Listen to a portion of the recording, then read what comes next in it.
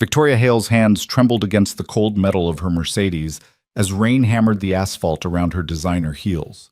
The pain in her abdomen had gone from sharp to unbearable, from manageable to terrifying. She'd built an empire by never showing weakness, never asking for help, never surrendering control.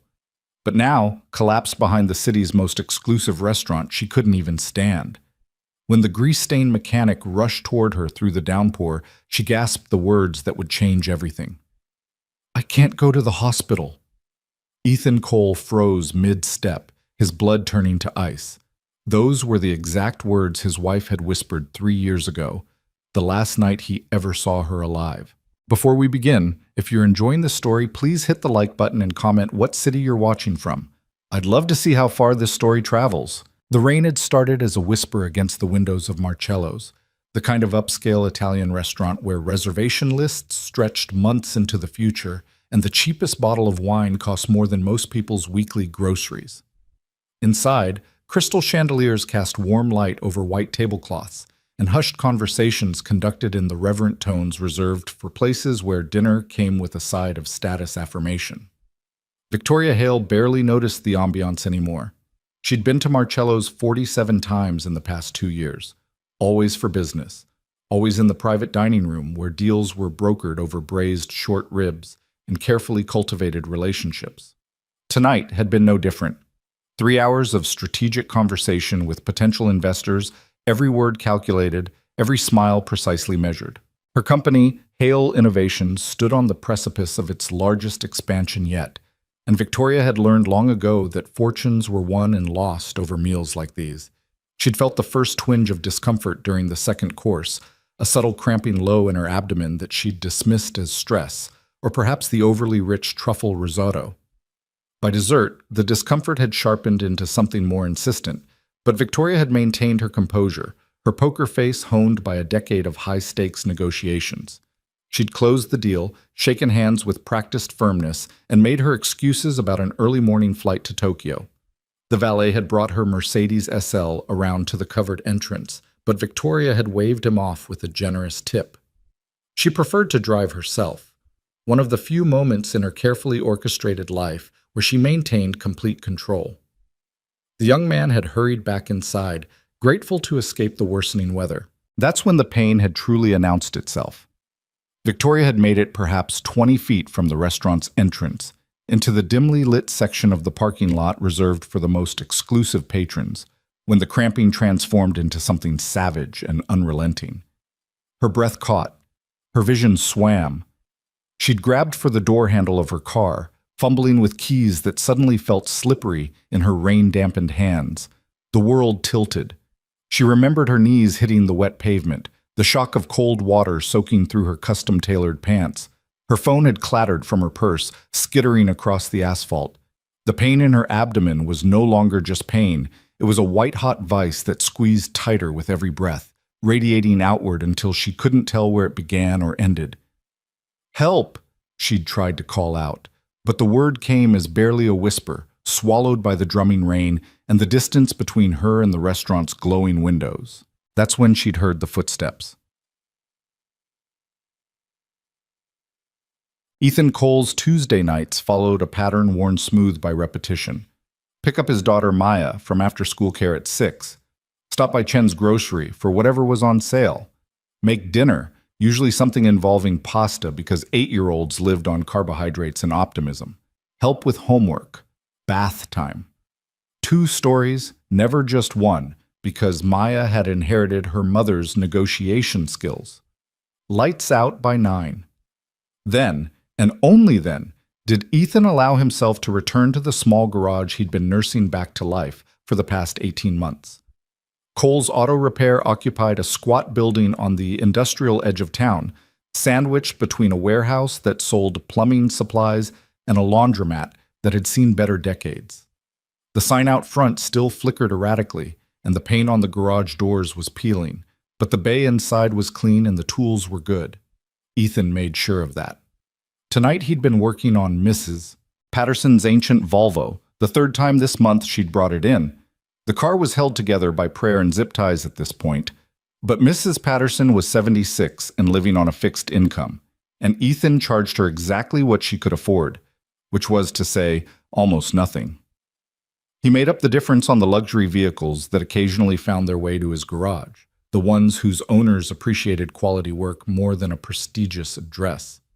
He'd been elbow deep in the Volvo's transmission when his phone had buzzed with a text from Maya's babysitter, Mrs. Chen, from upstairs. The message included a photo of his daughter already asleep, curled around her favorite stuffed elephant, and a simple note, "All good here." Finished her math homework. She ate 3 helpings of dinner. Ethan had smiled at that. Maya's appetite had finally returned to normal after years of being a ghost of itself. Small victories. He'd wrapped up for the night around 11, later than intended but satisfied with the progress. The rain had started while he'd been working, a spring storm that had rolled in with surprising intensity. Ethan had locked up the garage, pulled his worn jacket tighter, and jogged toward his truck, a 15-year-old Ford F-150 that he maintained with the kind of care most people reserved for newborns. The route home took him past Marcello's. Ethan had driven this street 1,000 times, barely registering the restaurant's existence beyond a vague awareness that it represented a world entirely separate from his own. He'd certainly never eaten there. The closest he'd come was changing a flat tire for one of their valets 2 years back, a kid who'd been pathetically grateful and had offered Ethan a 20 that he'd refused. Tonight, something made him slow down.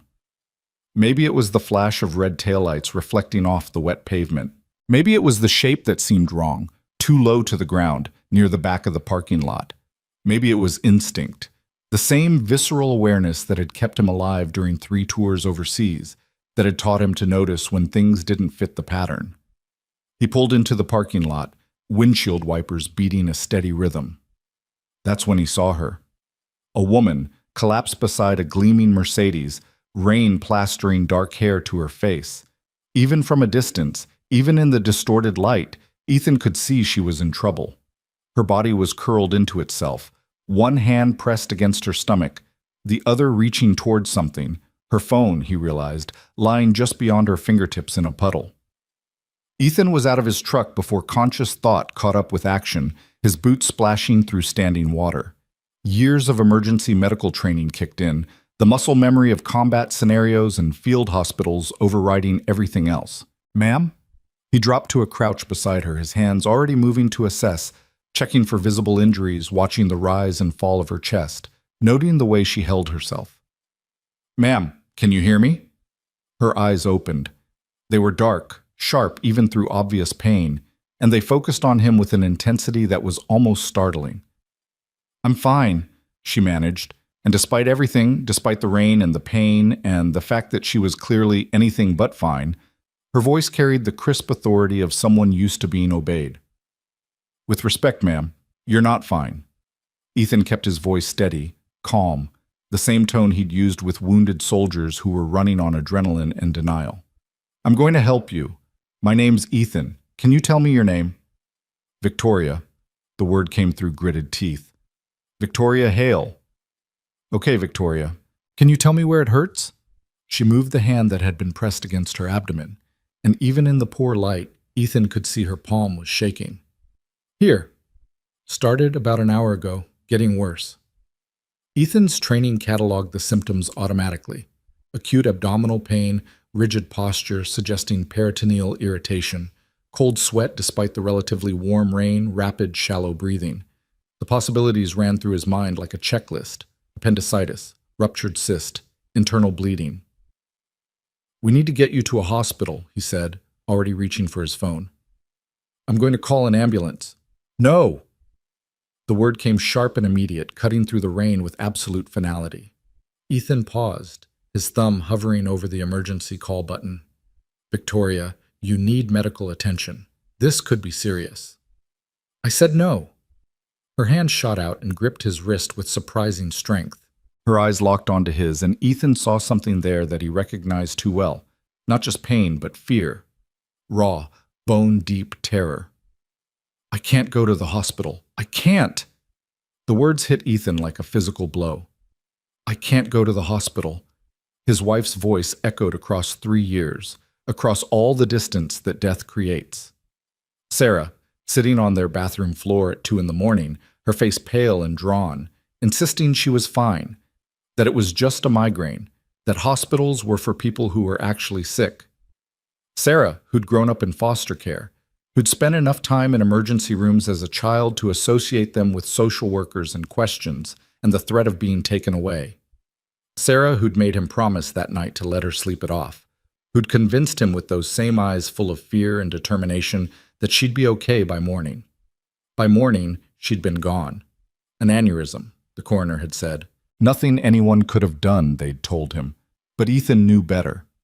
If he'd called 911 that night, if he'd refused to listen to her fear, if he'd been stronger.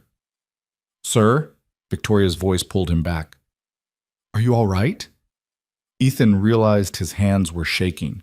He forced himself to breathe, to push down the memories that threatened to drown him.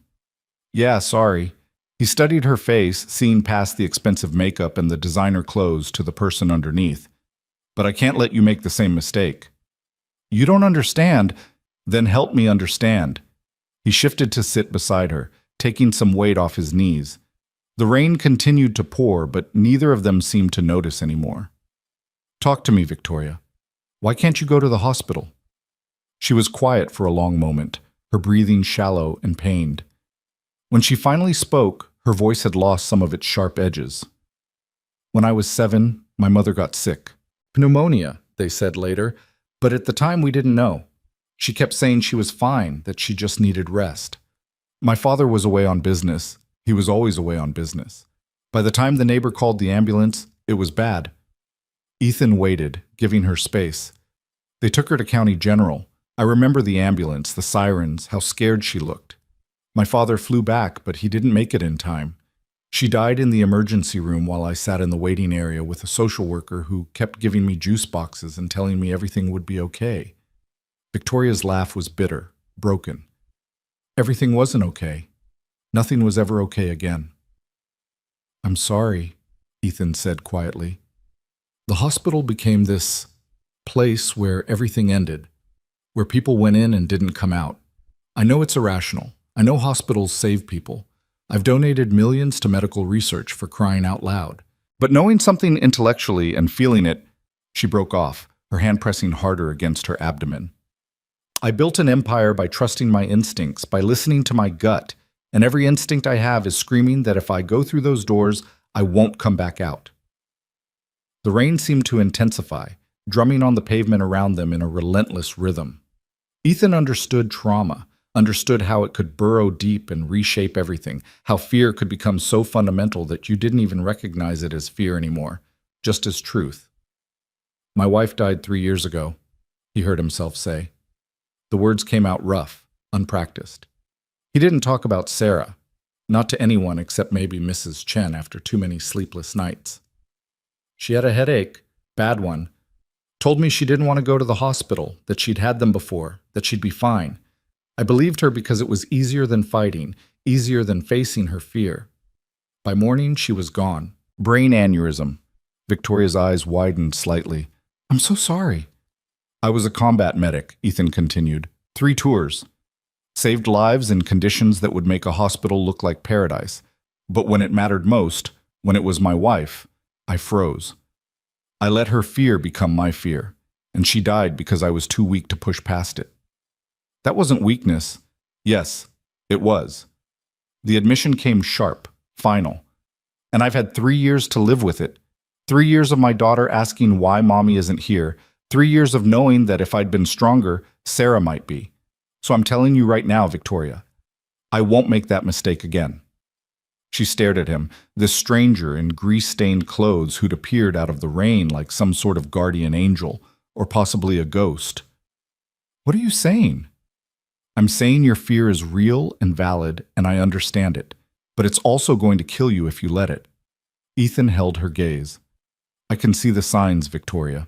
Rigid abdomen, cold sweats, the way you're guarding your right side. This isn't something that's going to get better on its own. This is serious. And every minute we sit here in the rain debating it, you're getting worse. You can't know that. I do know that. I've seen enough battlefield injuries to recognize peritonitis when I see it. My guess? Appendicitis, probably acute, maybe already ruptured. You need surgery. And you need it soon. Victoria's breath came faster, panic rising visibly in her chest. I can't do it. You don't understand what it's like. You're right, I don't understand exactly what it's like to be you. But I understand fear, I understand trauma, and I understand that sometimes the bravest thing we can do is face the thing that terrifies us most. He paused, then added more softly, I also understand that sometimes we need help to do that. I don't need help. The words were automatic, defensive, but they lacked conviction. Everyone needs help sometimes, Victoria, even people who've spent their whole lives proving they don't. She closed her eyes, and Ethan saw a tear slide down her cheek, mixing with the rain. I've built everything by myself, made myself successful, made myself strong, made myself someone who doesn't need anyone. If I fall apart now, needing medical care isn't falling apart. It's being human. Ethan shifted slightly, wincing as his knee protested. Look, I'm going to be honest with you. In about 5 minutes, I'm going to call an ambulance whether you agree or not, because I'm not going to sit here and watch you die from stubbornness and trauma. But I'd rather you make this choice yourself.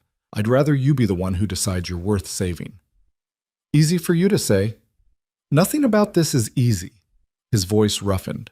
Do you think it's easy for me to push someone toward a hospital when my wife's death taught me that hospitals are where people go to die? Do you think I don't feel that same terror every time I see those emergency room doors? But I learned something else that night, Victoria. I learned that fear is a liar. It doesn't keep us safe, it just keeps us from living. Victoria opened her eyes again, studying his face with an intensity that felt like being seen for the first time in years. You really were a medic? Army, 68 Bulayu, 3 tours in Afghanistan, 1 in Iraq.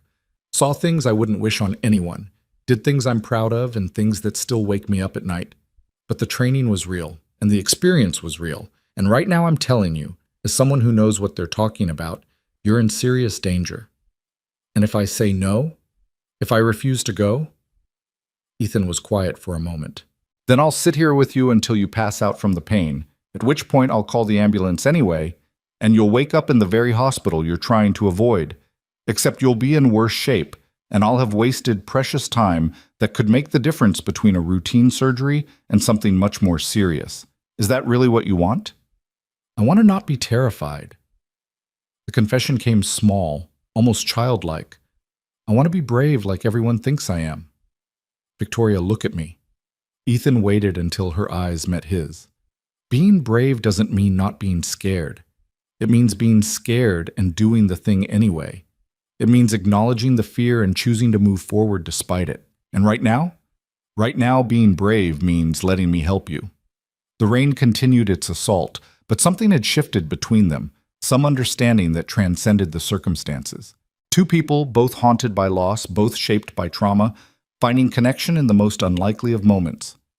If I do this, Victoria said slowly, if I let you take me to the hospital, will you stay? Every second, Ethan promised without hesitation. I won't leave you alone, not for a moment. Even though I'm a complete stranger? Even though, he managed a slight smile. Besides, my daughter's already asleep and my babysitter's probably watching her Korean dramas by now. I've got time. Despite everything, Victoria almost laughed. It came out as more of a pained exhale, but the attempt was there. You have a daughter? Maya. She's 8, smartest kid you'll ever meet, though I might be biased. Looks just like her mother, which kills me and saves me in equal measure every single day. And you're raising her alone? Yeah, some days better than others, but we manage. She's the reason I get up in the morning, the reason I keep the garage running, the reason I'm still here at all. Ethan's voice softened. She's also the reason I can't let you die in this parking lot. Because I know what it's like to lose a parent, and I know what it does to a kid, and I wouldn't wish that on anyone's child. I don't have children, Victoria said quietly. Never had time. Built a company instead, like that was some sort of equivalent. It's not too late. For children? For any of it. For changing course, for choosing differently, for deciding that maybe success isn't just about what you build, but who you become in the building of it. Ethan shifted his weight, his clothes now completely soaked through. But none of that matters if you don't survive tonight. Victoria was quiet, and Ethan could see the war playing out behind her eyes. Fear versus logic, trauma versus survival instinct. He understood that battle intimately. He fought it himself every single day. Finally, she spoke. If we do this, and I'm not saying we are, but if we don't call an ambulance, Victoria, let me finish. Ambulances mean EMTs, mean reports, mean questions. I know people at County General, people who'd recognize my name, people who'd call board members, people who'd turn this into something public and complicated, and she broke off, breathing hard. If we're doing this, we do it quietly. You drive me. We go straight to the emergency entrance, in and out before anyone realizes what's happening. It was a terrible idea, medically speaking. Ethan knew that. But he also knew that getting her to agree to go at all was the priority, and if this was what it took... My truck's right over there, he said, gesturing toward the battered F-150. But Victoria, we need to go now. Not in 5 minutes, not after you think about it more. Now. She nodded, the movement small but definite. Okay, help me up. Ethan stood first, his muscles protesting the sustained crouch, then extended both hands down to her. Victoria gripped them. Her hands were ice cold despite the warm rain, and he pulled her carefully to her feet. She swayed immediately, a soft gasp of pain escaping her lips, and Ethan wrapped an arm around her waist to steady her. Easy, I've got you. My phone, I'll grab it. He helped her lean against the Mercedes, then scooped up her phone from the puddle. The screen was cracked but still glowing. He handed it to her, then retrieved her purse from where it had fallen beside the car. Anything else? Keys, in my hand when I fell. Ethan spotted them near the rear tire, collected them, and locked her car with the remote. All set. Now let's get you out of this rain. The walk to his truck was only about 30 feet, but it might as well have been 30 miles. Victoria moved like every step cost her, one arm wrapped around her middle, the other gripping Ethan's shoulder for support. He matched her pace, patient and steady, murmuring encouragement. Almost there. You're doing great. Just a few more steps. When they reached the F-150, Ethan helped her into the passenger seat with the kind of care usually reserved for the critically injured, which, he supposed, she was. He reached across to buckle her seatbelt, trying not to jostle her too much. Comfortable as you can be? He asked. That's a relative term right now. But there was something almost like humor in her voice, which Ethan took as a good sign. He closed her door and jogged around to the driver's side, climbing in and starting the engine in one smooth motion. The old Ford rumbled to life with its characteristic diesel rattle. Ethan cranked the heat up. Victoria was shivering now, whether from cold or shock he couldn't tell, and pulled out of the parking lot with deliberate care.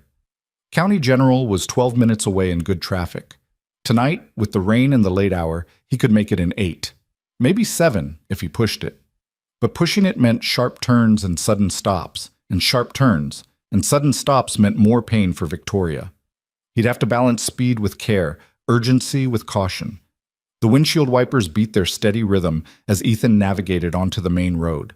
Beside him, Victoria had her eyes closed, her breathing shallow and controlled. He'd seen that look before. The intense concentration required to manage pain, to keep it compartmentalized so it didn't overwhelm everything else. Talk to me, he said, keeping his voice calm.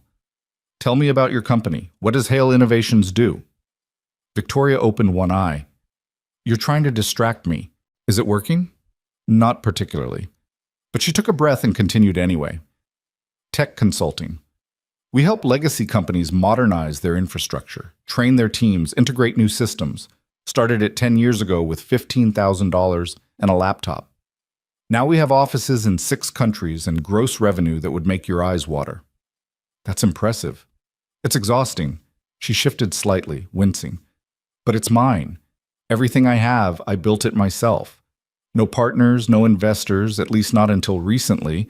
No one to answer to except myself. Lonely way to live. Safe way to live, she corrected. Can't lose what you never have. Ethan understood that logic too well. He'd been living it for 3 years, ever since Sarah died. Keep people at a distance. Don't let anyone too close. Protect yourself by controlling exactly how much you let the world in. It worked until it didn't, until the isolation became its own kind of death. What about you? Victoria asked, her voice strained. How does a combat medic end up running an auto repair shop? Long story. We've got time. Unless I'm dying, in which case you should probably drive faster. You're not dying, but I am going to drive a little faster. Ethan accelerated smoothly through a yellow light. The short version is I came home from my last tour and realized I couldn't do medical work anymore. Too many memories, too much trauma. PTSD is real, and it's not picky about who it takes. But I'd always been good with engines. Learned from my grandfather, who ran a shop back in Pennsylvania. So when Sarah got pregnant with Maya, I started thinking about stability, about building something that would last. Found a job at a garage here in town, worked there for 7 years, saved everything I could. When the owner retired, he sold me the business for a fraction of what it was worth, called it my thank you for your service discount. That's kind of him. It was. Though the business was barely hanging on at that point, so maybe he was just happy to unload it on someone else. Ethan smiled slightly. Either way, I've been trying to turn it around for the past 18 months. Some days it feels possible. Others you wonder what the hell you were thinking. Exactly that. They drove in silence for a few moments, the rain easing slightly. Ethan kept checking on Victoria from the corner of his eye, monitoring her color, her breathing, the way she held herself. She was deteriorating, not dramatically, but visibly. Every minute counted now. I'm scared, Victoria said suddenly, her voice small in the darkness of the truck cab. I know I agreed to this. I know it's the right thing, but I'm absolutely terrified. I know. What if... She broke off, then forced herself to continue. What if I go in there and I don't come back out? What if my mother's story becomes my story? It won't. You can't promise that. You're right, I can't promise that. Medicine isn't magic, and sometimes people die even when doctors do everything right. But I can promise you that your chances are a hell of a lot better in that hospital than they are anywhere else. I can promise you that modern medicine is a miracle compared to what your mother had access to 20-something years ago. And I can promise you that I will be right there beside you every single step of the way. Victoria turned to look at him fully, and even in the dim light from the dashboard, Ethan could see tears streaming down her face. Why? Why do you even care? You don't know me. I'm just some woman who collapsed in a parking lot. You're a person in pain who needs help. That's all the reason I need. Ethan paused, then added more quietly, and maybe because I failed someone once, someone I loved, and I won't fail again. Not if I can help it. Not while I still have breath in my body and the ability to act. Your wife would want me to save you. Sarah had the biggest heart of anyone I've ever known. If she were here, she'd already have called the ambulance and probably be riding with you to the hospital herself, holding your hand the whole way. His voice caught slightly. She always said the world didn't need more people who looked the other way. It needed people who saw pain and moved toward it instead of away from it. She sounds like she was an incredible person. She was, and she'd be kicking my ass right now if I let you die because I was too afraid to push past your fear. The hospital appeared ahead of them, a sprawling complex of buildings lit up against the dark sky. The emergency room entrance glowed with harsh fluorescent light, ambulances parked in designated bays. Ethan felt Victoria tense beside him, her entire body going rigid. I can't, she whispered. Ethan, I can't. I thought I could, but I can't. He pulled into the drop-off area but didn't turn off the engine, didn't immediately open the door. Instead, he shifted to face her, taking both of her hands in his. They were shaking. Look at me, Victoria. She did, her eyes wide with panic. Right now, in this moment, you have a choice. You can let the 7-year-old girl who lost her mother make this decision, or you can let the woman who built a multinational company make it. You can let trauma win, or you can choose to believe that maybe, just maybe, this time the story ends differently. I don't know if I'm that strong. Yes, you do. You didn't build an empire by being weak. You didn't survive losing your mother by being fragile. You have survived every single difficult day of your life so far, and that alone makes you stronger than you think. He squeezed her hands gently, and you don't have to do this alone. I'm here. I'm not going anywhere. When we walk through those doors, I'm right beside you. When they take you to triage, I'm in the waiting room. When you go into surgery, I'll be the first face you see when you wake up. You're not alone in this. You promise? I promise. Victoria took a shuddering breath, then another. Ethan could see the exact moment she made the decision, could see something shift behind her eyes. From fear to determination, from paralysis to action. Okay, she said. Okay, let's do this before I lose my nerve. Ethan killed the engine and was around to her side of the truck in seconds, helping her down carefully. The emergency room entrance was only 20 feet away, but those 20 feet felt infinite. Victoria leaned heavily on him, her breath coming in short gasps, but she kept moving. The automatic doors slid open with a mechanical whisper. Inside, the ER was controlled chaos, the usual Tuesday night mix of crying children, anxious relatives, and patients in various states of distress. A triage nurse looked up from her station, took one look at Victoria's pallor and the way she was clutching her abdomen, and immediately stood. I need a wheelchair here, she called, then moved toward them quickly. What's going on? Severe abdominal pain, Ethan said, slipping automatically into medical mode. Started approximately 2 hours ago, progressively worsening. Right lower quadrant, rigid abdomen on palpation, patient is cold and clammy. Suspect acute appendicitis, possibly ruptured. The nurse's eyes sharpened. You medical? Former combat medic. Good enough. Let's get her back. The wheelchair arrived, pushed by an orderly, and the nurse helped Victoria into it. Honey, we're going to take good care of you, all right? What's your name? Victoria Hale, Victoria managed, then looked back at Ethan with panic in her eyes. I'm right here, he said immediately, following as they wheeled her toward the triage area. Not going anywhere. The nurse glanced at him. Family? Ethan hesitated for only a fraction of a second. Yes. It was a lie, but a necessary one. He'd worry about the ethics later. Right now, Victoria needed him, and he'd promised not to leave her alone. They moved through the organized chaos of the emergency room, past curtained examination areas and the steady beep of monitors. A young doctor intercepted them, listening as the nurse rattled off Victoria's symptoms and Ethan's preliminary assessment. He asked Victoria a rapid series of questions, his hands gently probing her abdomen while she tried not to flinch. We're going to get you to imaging, the doctor said, his voice calm and professional. I want to run a CT scan, confirm what we're dealing with. If it's appendicitis, we'll have surgery standing by. How long? Victoria asked, her voice tight. Fast as we can. I promise. He looked at Ethan. You can wait in the family area. I'm staying with her, Ethan said firmly. Sir, hospital policy. I don't care about policy. I promised I'd stay and I'm staying. The doctor looked like he wanted to argue, but something in Ethan's expression made him reconsider. Fine. But you'll need to wait outside imaging, radiation safety.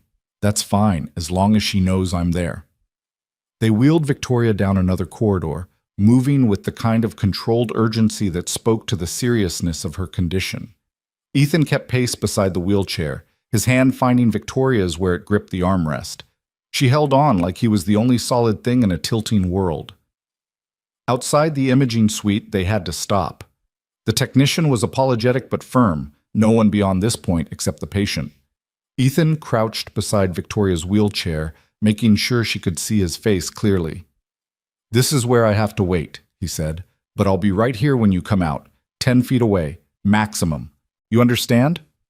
Victoria nodded, but her grip on his hand tightened. What if? No what ifs. Just focus on getting through the scan. They're going to slide you into a machine that looks like a giant donut. It's going to make some weird noises, and then they're going to have answers. That's it. Simple. Nothing about this is simple. Fair point. He managed a smile. But you've got this. You've faced down investors and competitors and built something incredible from nothing. A CT scan is nothing compared to that. She laughed, the sound wavering but real. You're a terrible liar, but I appreciate the effort. I'll be right here, he repeated. The second you're done, I'm back. Okay? Okay. They wheeled her through the doors, and Ethan watched until she disappeared around a corner. Then he leaned against the wall, suddenly aware of how exhausted he was, how completely soaked his clothes remained, how much adrenaline had been keeping him upright. His phone buzzed. A text from Mrs. Chen. Everything's still good. Maya hasn't stirred. Take your time. Ethan typed back a quick thank you, then slid down the wall to sit on the floor. The hospital corridor was quiet here, away from the main ER. He could hear the distant sounds of medical equipment, muffled conversations, the occasional overhead page. All of it achingly familiar from those terrible hours 3 years ago when he'd sat in a different corridor in a different hospital, waiting for news that never came. But this was different. This time he'd acted. This time he hadn't let fear paralyze him. This time... Sir? Ethan looked up to find a nurse standing over him. Yes? The patient's asking for you. She's getting agitated, and we need her to stay still for the scan. Would you mind coming in? You can stand behind the lead shield, talk to her through the intercom. He was on his feet instantly. Of course. The nurse led him into the control room, where the technician sat at a bank of monitors. Through the window, Ethan could see Victoria on the scanning table, her face pale against the white sheet, her eyes squeezed shut. The technician handed him a microphone. Just talk to her. Help her stay calm. We'll do the rest. Ethan pressed the button. Hey, Victoria. It's Ethan. Her eyes flew open, searching for him even though she couldn't see through the one-way glass. I'm right here, just like I promised. I can see you, and you're doing great. I don't feel great. Her voice came through the speaker, thin and scared. I feel like I'm about to fall apart. Then fall apart. I'll help you put the pieces back together after. But right now you just need to hold still for a few more minutes. Can you do that? I think so. I know so. You're the strongest person I've met, Victoria Hale. This machine's got nothing on you. The technician started the scan, and the massive donut-shaped machine hummed to life. Ethan kept talking, kept his voice steady and calm, telling Victoria about Maya's latest school project, about the ancient Volvo he'd been working on, about anything and everything that might distract her from the fear and the pain and the terrible vulnerability of being a patient. The scan took 12 minutes. 12 minutes that felt like hours, but also passed in a blur of Ethan's voice and the machine's mechanical rhythm. When it was done, they brought Victoria back out, and Ethan was there waiting, his hand finding hers immediately. You did it, he said. All done. Now what? Now we wait for the results. And then he paused as the young doctor from earlier approached, a tablet in his hands and a serious expression on his face. Ms. Hale, the doctor said, I need to speak with you about your scan results. Victoria's grip on Ethan's hand became almost painful. Just tell me. Hell? The doctor glanced at Ethan, then back to Victoria. It's your appendix. Acutely inflamed, on the verge of rupture if it hasn't already. You need surgery immediately. We've already called the surgical team. They're prepping an OR now. The words hung in the air like a verdict. Victoria's face had gone even paler, if that was possible. You mean I was right? Ethan said quietly to her. It was appendicitis. You were right. Victoria's voice was barely a whisper. You saved my life. Not yet, but they will. He looked at the doctor. How long until surgery? 20 minutes, maybe less. We're moving fast because of the risk of rupture. The doctor turned back to Victoria.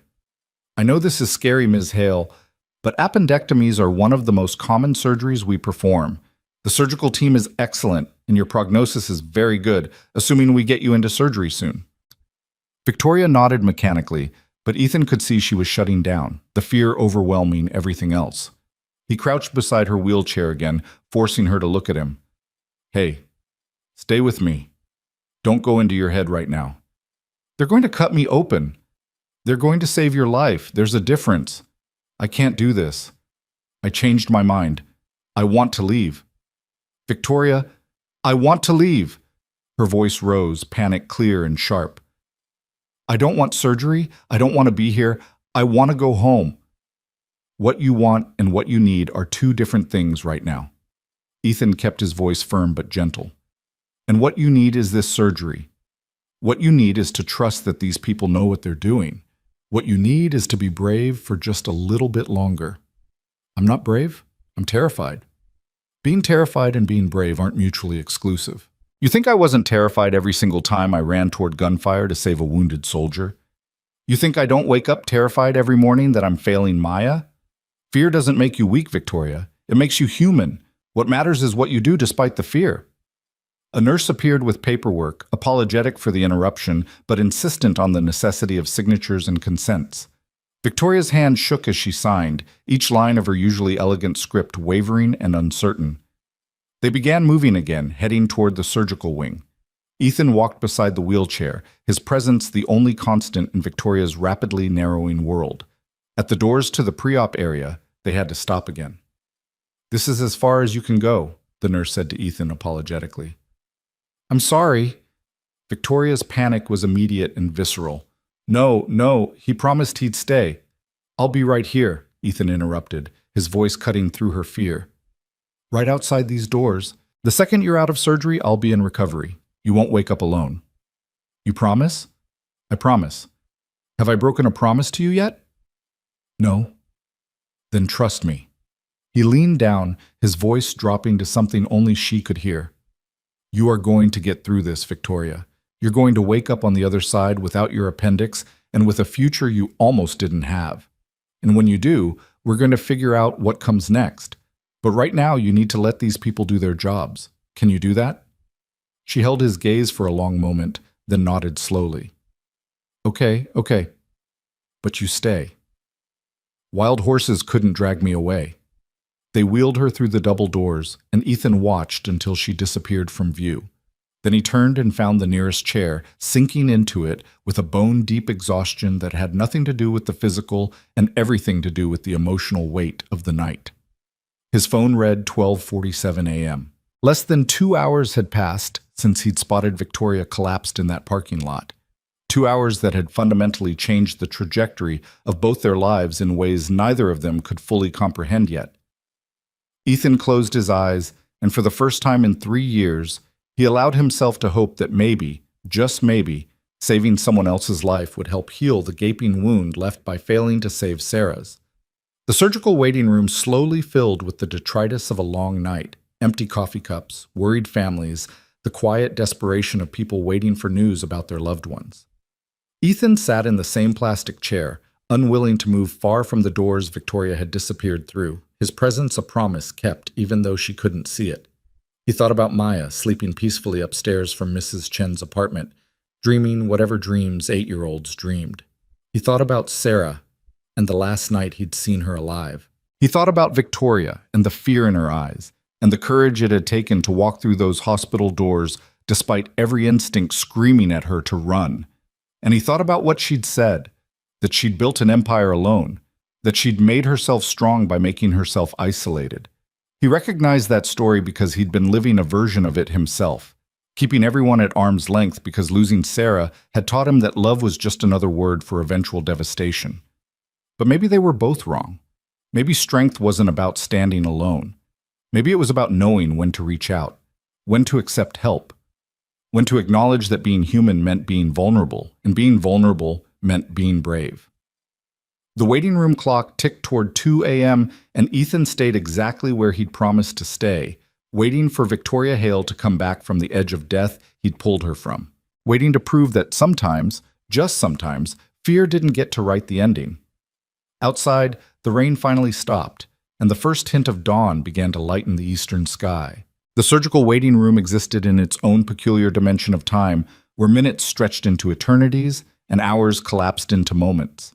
Ethan had learned this during his tours overseas, waiting for medevac helicopters that seemed to take forever and arrive too soon, waiting for news about soldiers he'd patched up and sent away, never knowing if his field treatment had been enough. He'd learned it again 3 years ago, waiting for doctors to tell him something he already knew in his bones, that Sarah was gone and no amount of medical intervention could bring her back. Tonight felt different. Tonight carried the weight of redemption. He'd moved from the plastic chair to lean against the wall near the surgical wing doors, unable to sit still, unable to do anything except replay the evening in his mind. Victoria's face when she'd first refused the hospital, the way her hand had gripped his wrist, the terror in her eyes that he'd recognized because he'd seen it in Sarah's eyes, because he'd lived with it himself for 3 long years. But this time, he'd pushed through. This time, he hadn't let fear win. A surgeon emerged through the double doors around 3:30 a.m., still in scrubs, pulling down her mask as she scanned the waiting room. She was perhaps 50, with steel gray hair pulled back in a practical ponytail, and the kind of steady competence that came from years of making life and death decisions. "Family of Victoria Hale?" she called. Ethan straightened immediately. "Here. I'm here." The surgeon approached, and Ethan tried to read her expression, tried to find the answer before she spoke.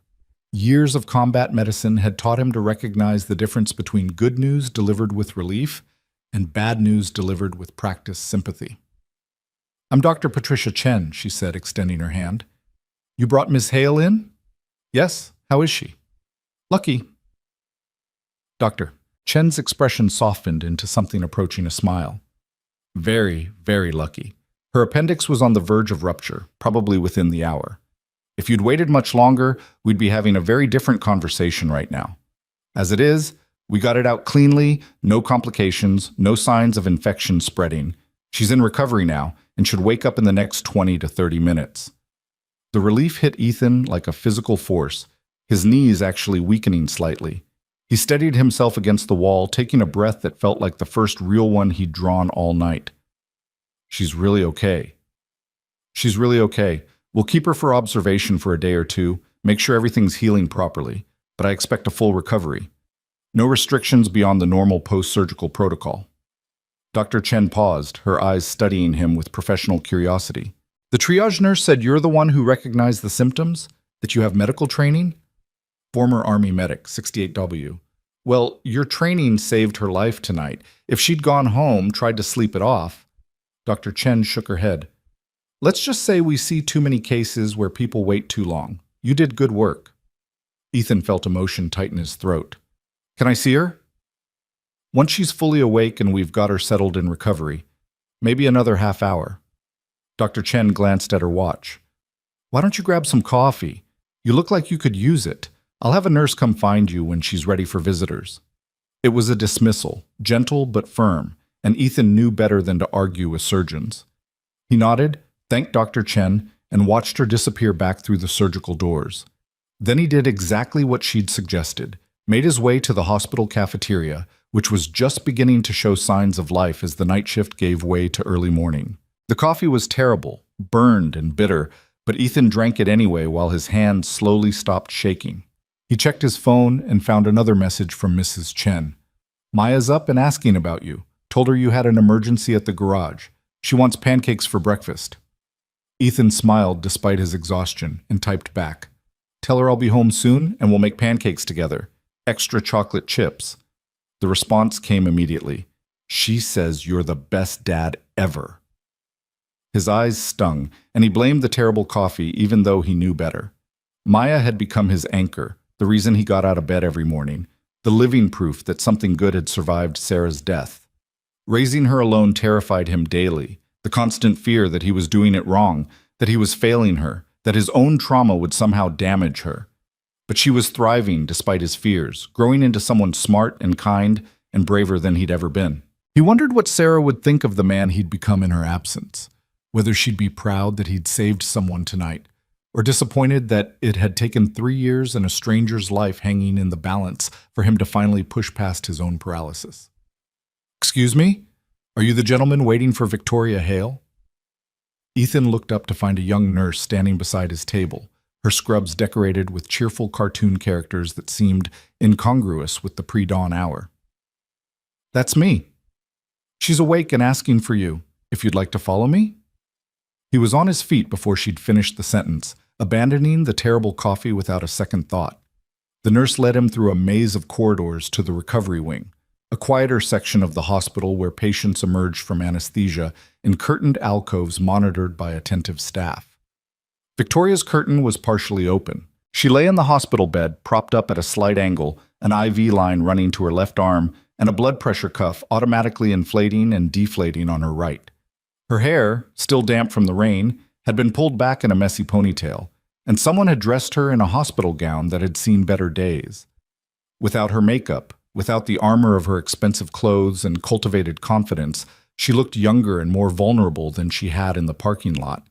Her eyes found Ethan the moment he appeared in the doorway, and the relief in her expression was so naked it almost hurt to witness. You stayed, she said, her voice slightly hoarse from the intubation.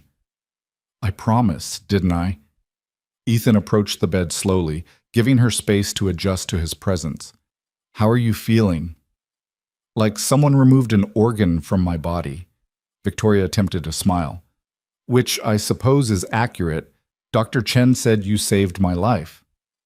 Dr. Chen did the hard part. I just got you here. Don't do that.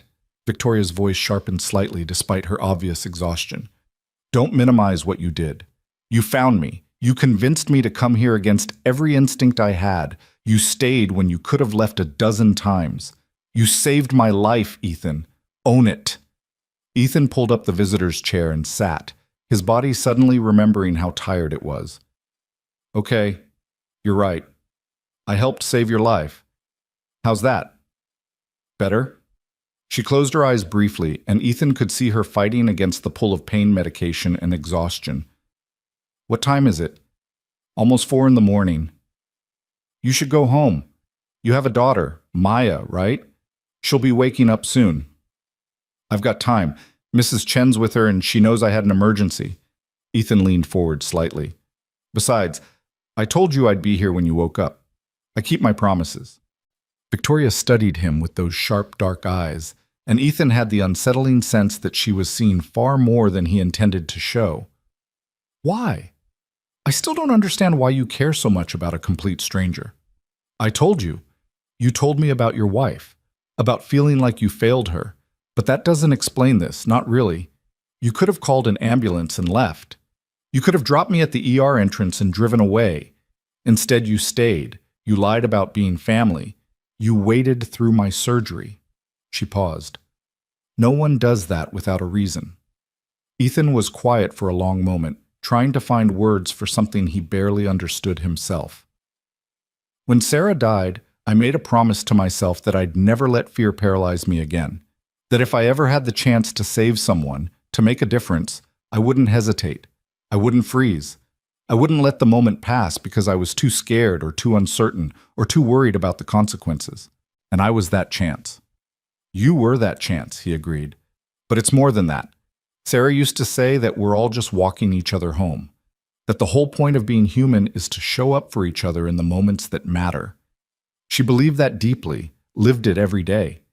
And when she died, I lost that sense of connection, that belief that showing up mattered. I've spent 3 years just trying to survive, just trying to raise Maya without completely falling apart, keeping everyone at a distance because it felt safer. Victoria's expression softened. And tonight changed that? Tonight reminded me that isolation isn't safety. It's just a different kind of dying. Ethan met her eyes. You reminded me that sometimes the bravest thing we can do is let someone help us. And maybe by helping you, I'm helping myself remember how to be the person Sarah believed I could be. That's a lot of weight to put on a stranger's appendicitis. Despite everything, Ethan laughed. Yeah, I guess it is, but here we are. Here we are, Victoria echoed. She shifted slightly in the bed, wincing. The surgeon said I was lucky.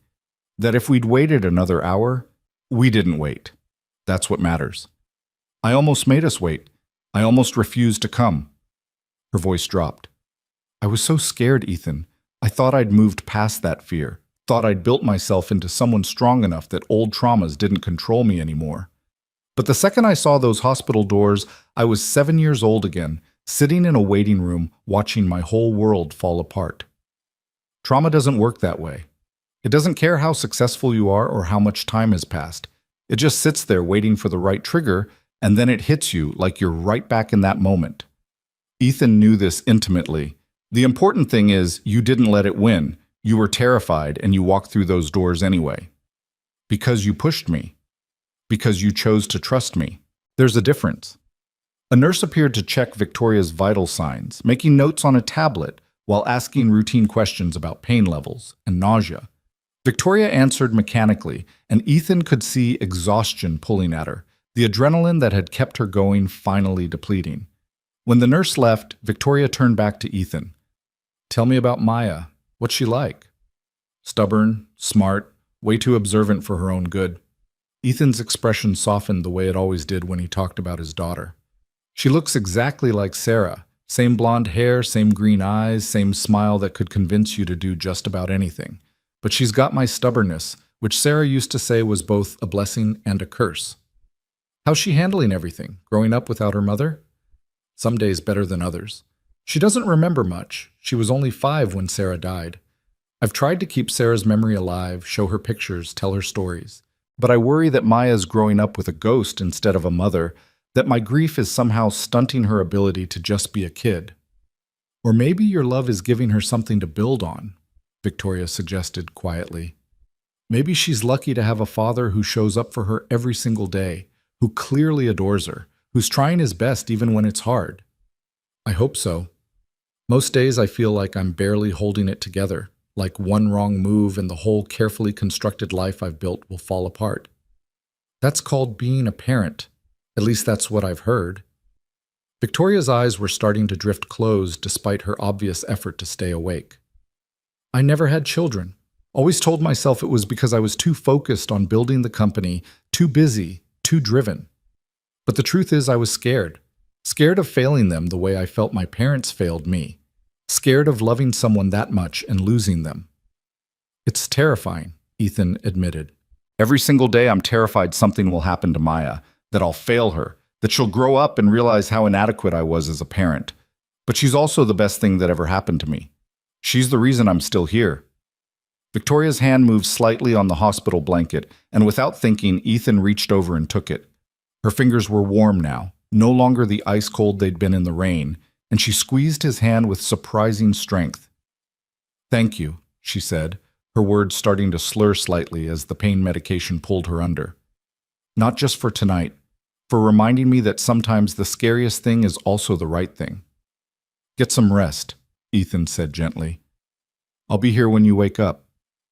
"You keep saying that." "Because I keep meaning it."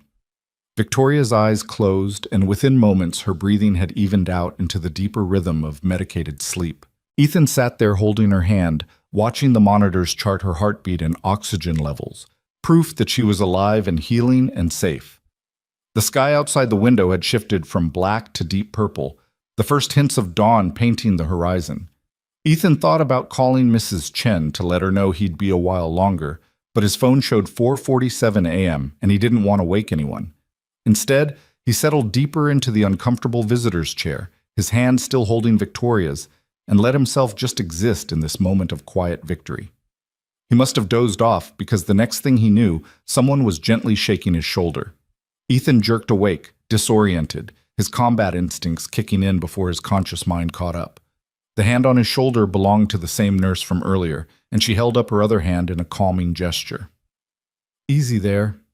Didn't mean to startle you. Just wanted to let you know we're moving Ms. Hale to a regular room. You're welcome to follow, if you'd like." Ethan glanced at Victoria, who was still sleeping peacefully, then at the window where full daylight now streamed through. "What time is it?" "Just past 7. You've been out for a couple hours." He'd slept in a hospital chair holding a stranger's hand. The absurdity of the situation wasn't lost on him, but neither was the rightness of it. "Yeah, I'd like to follow. Thank you." The process of moving Victoria involved a small army of staff and equipment, a carefully choreographed dance that Ethan observed from a respectful distance. She stirred slightly during the transfer but didn't fully wake, and within 20 minutes she was settled in a private room on the surgical floor with a window overlooking the hospital's parking lot. Ethan claimed the visitor's chair again, this time positioned where he could see both Victoria and the door. His phone showed 7 messages from Mrs. Chen, the most recent one sent 10 minutes ago. "Maya's asking when you'll be home. Want me to tell her anything specific?" He typed back, "Tell her I'm helping someone who got hurt. I'll be home by noon at the latest. Save me some pancakes." "Will do. She's already covered in chocolate chips and syrup. Fair warning." Ethan smiled and pocketed his phone. Maya would have questions. She always did. But she'd also understand. He'd been honest with her from the beginning about what had happened to Sarah, age-appropriate but truthful, and as a result, Maya had developed an unusual empathy for other people's pain. Sometimes Ethan worried he'd forced her to grow up too fast, but mostly he was just grateful she was turning into such a good human. "You're still here." Victoria's voice pulled him from his thoughts. She was awake, more alert now than she'd been in recovery, her dark eyes tracking his movements with that same sharp intelligence he'd noticed in the parking lot. "Told you I would be," he Ethan said. "How are you feeling?" "Like I got hit by a truck that was also on fire." She shifted carefully in the bed, testing her range of motion. "But alive. Which I suppose is the important part." "Definitely the important part." Ethan leaned forward. "They moved you to a regular room about half an hour ago. The nurse said Dr. Chen will be by later this morning to check on you." "What time is it?" 7:30. Tuesday morning technically became Wednesday morning while you were sleeping. Victoria processed this, her expression shifting through several emotions Ethan couldn't quite name. "You stayed all night. You missed a whole night with your daughter." "Maya's fine. She's with my neighbor eating pancakes and probably destroying my apartment with syrup. I'll be home soon." He paused. "Besides, I made a promise. I don't break those." Most people would have left once the surgery was over, once they knew I was okay. "I'm not most people." "No," Victoria agreed quietly. "You're really not." She looked down at her hands, picking at the hospital bracelet on her wrist. "I've spent the last decade building a company, building a reputation, building walls so high that nothing could touch me. And in one night, a stranger with a tow truck and grease under his fingernails knocked them all down. I drive an F-150, not a tow truck." "You know what I mean." She looked up at him. "Why aren't you scared of me? Everyone's scared of me. I've cultivated that. The Ice Queen CEO who doesn't need anyone. But you just showed up and refused to let me be that person." Ethan considered this. "Maybe because I saw you at your most vulnerable. Hard to be scared of someone when you've literally carried them to your truck in the rain while they were in agony. Kind of strips away all the pretense." "That's fair." Victoria attempted a smile. "Though I feel I should warn you that once I'm out of this hospital gown and back in my actual clothes, the Ice Queen might make a reappearance." "I'll take my chances." They fell into a comfortable silence, the kind that felt earned rather than awkward. Ethan watched the morning light play across Victoria's face, softening the sharp edges that fear and pain had carved there the night before. She looked younger like this, more at peace, like maybe the surgery had removed more than just an inflamed appendix. Maybe it had cut away some of the armor, too. "I should let you rest," Ethan said finally, checking his watch. "And I should get home to Maya before she decides to redecorate the entire apartment with breakfast foods." "You're leaving?" The flash of panic in Victoria's eyes was quickly suppressed, but Ethan saw it anyway. "Just for a few hours. I need to check on Maya, take a shower, change into clothes that don't smell like motor oil and rain. But I'll come back this afternoon if you'd like. Bring you something that isn't hospital food." "You don't have to." "I know I don't have to. I want to." Ethan stood, stretching muscles that had gone stiff from too many hours in uncomfortable chairs. "Unless you'd prefer I didn't. I don't want to overstep." Victoria was quiet for a moment, clearly wrestling with something internal. When she spoke, her voice was small, uncertain in a way that seemed foreign to her. "I'd like it if you came back, if that's not too much trouble." "It's not trouble at all." Ethan pulled out his phone. "Here, let me give you my number. If you need anything before I get back, just call or text." They exchanged numbers, a strangely mundane gesture given the circumstances of how they'd met. Victoria saved his contact with careful attention, her fingers moving slowly across the phone's screen like she was committing something to memory. "Ethan?" she called as he reached the door. "Thank you. For everything." "You already thanked me." "I'll probably thank you 100 more times before this is over. Get used to it." He smiled. "I can live with that. Get some rest, Victoria. I'll see you this afternoon." The drive home felt surreal, the morning commute traffic building around him while his mind remained stuck in that hospital room. Ethan kept replaying the night, the moment he'd seen Victoria collapsed in the parking lot, the fear in her eyes, the way her hand had gripped his, the relief when Dr. Chen had said she'd be okay. It felt significant in a way that extended beyond the immediate crisis, like something fundamental had shifted in the universe, and he was only beginning to understand the implications. Mrs. Chen met him at his apartment door, her round face creased with concern. "You look terrible. Did you sleep at all?" "Couple hours in a chair. I'll survive." Ethan glanced past her to where Maya sat at the kitchen table, covered in syrup and chocolate chips exactly as advertised. "How was she?" Perfect as always. Worried about you, though. Kept asking questions about the emergency. Mrs. Chen lowered her voice. I told her someone needed help with their car, and you stayed to make sure they were okay. Hope that was all right. That's perfect. Thank you.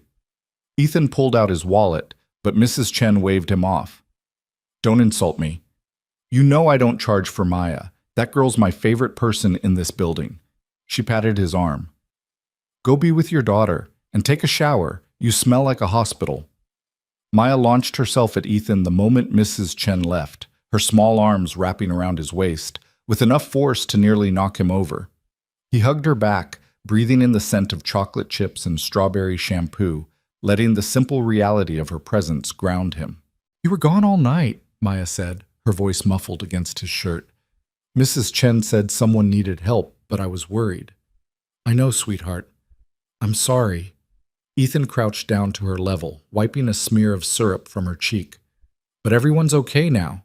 Sometimes grown-ups have emergencies that take longer to fix than we expect. Maya studied his face with those two perceptive green eyes.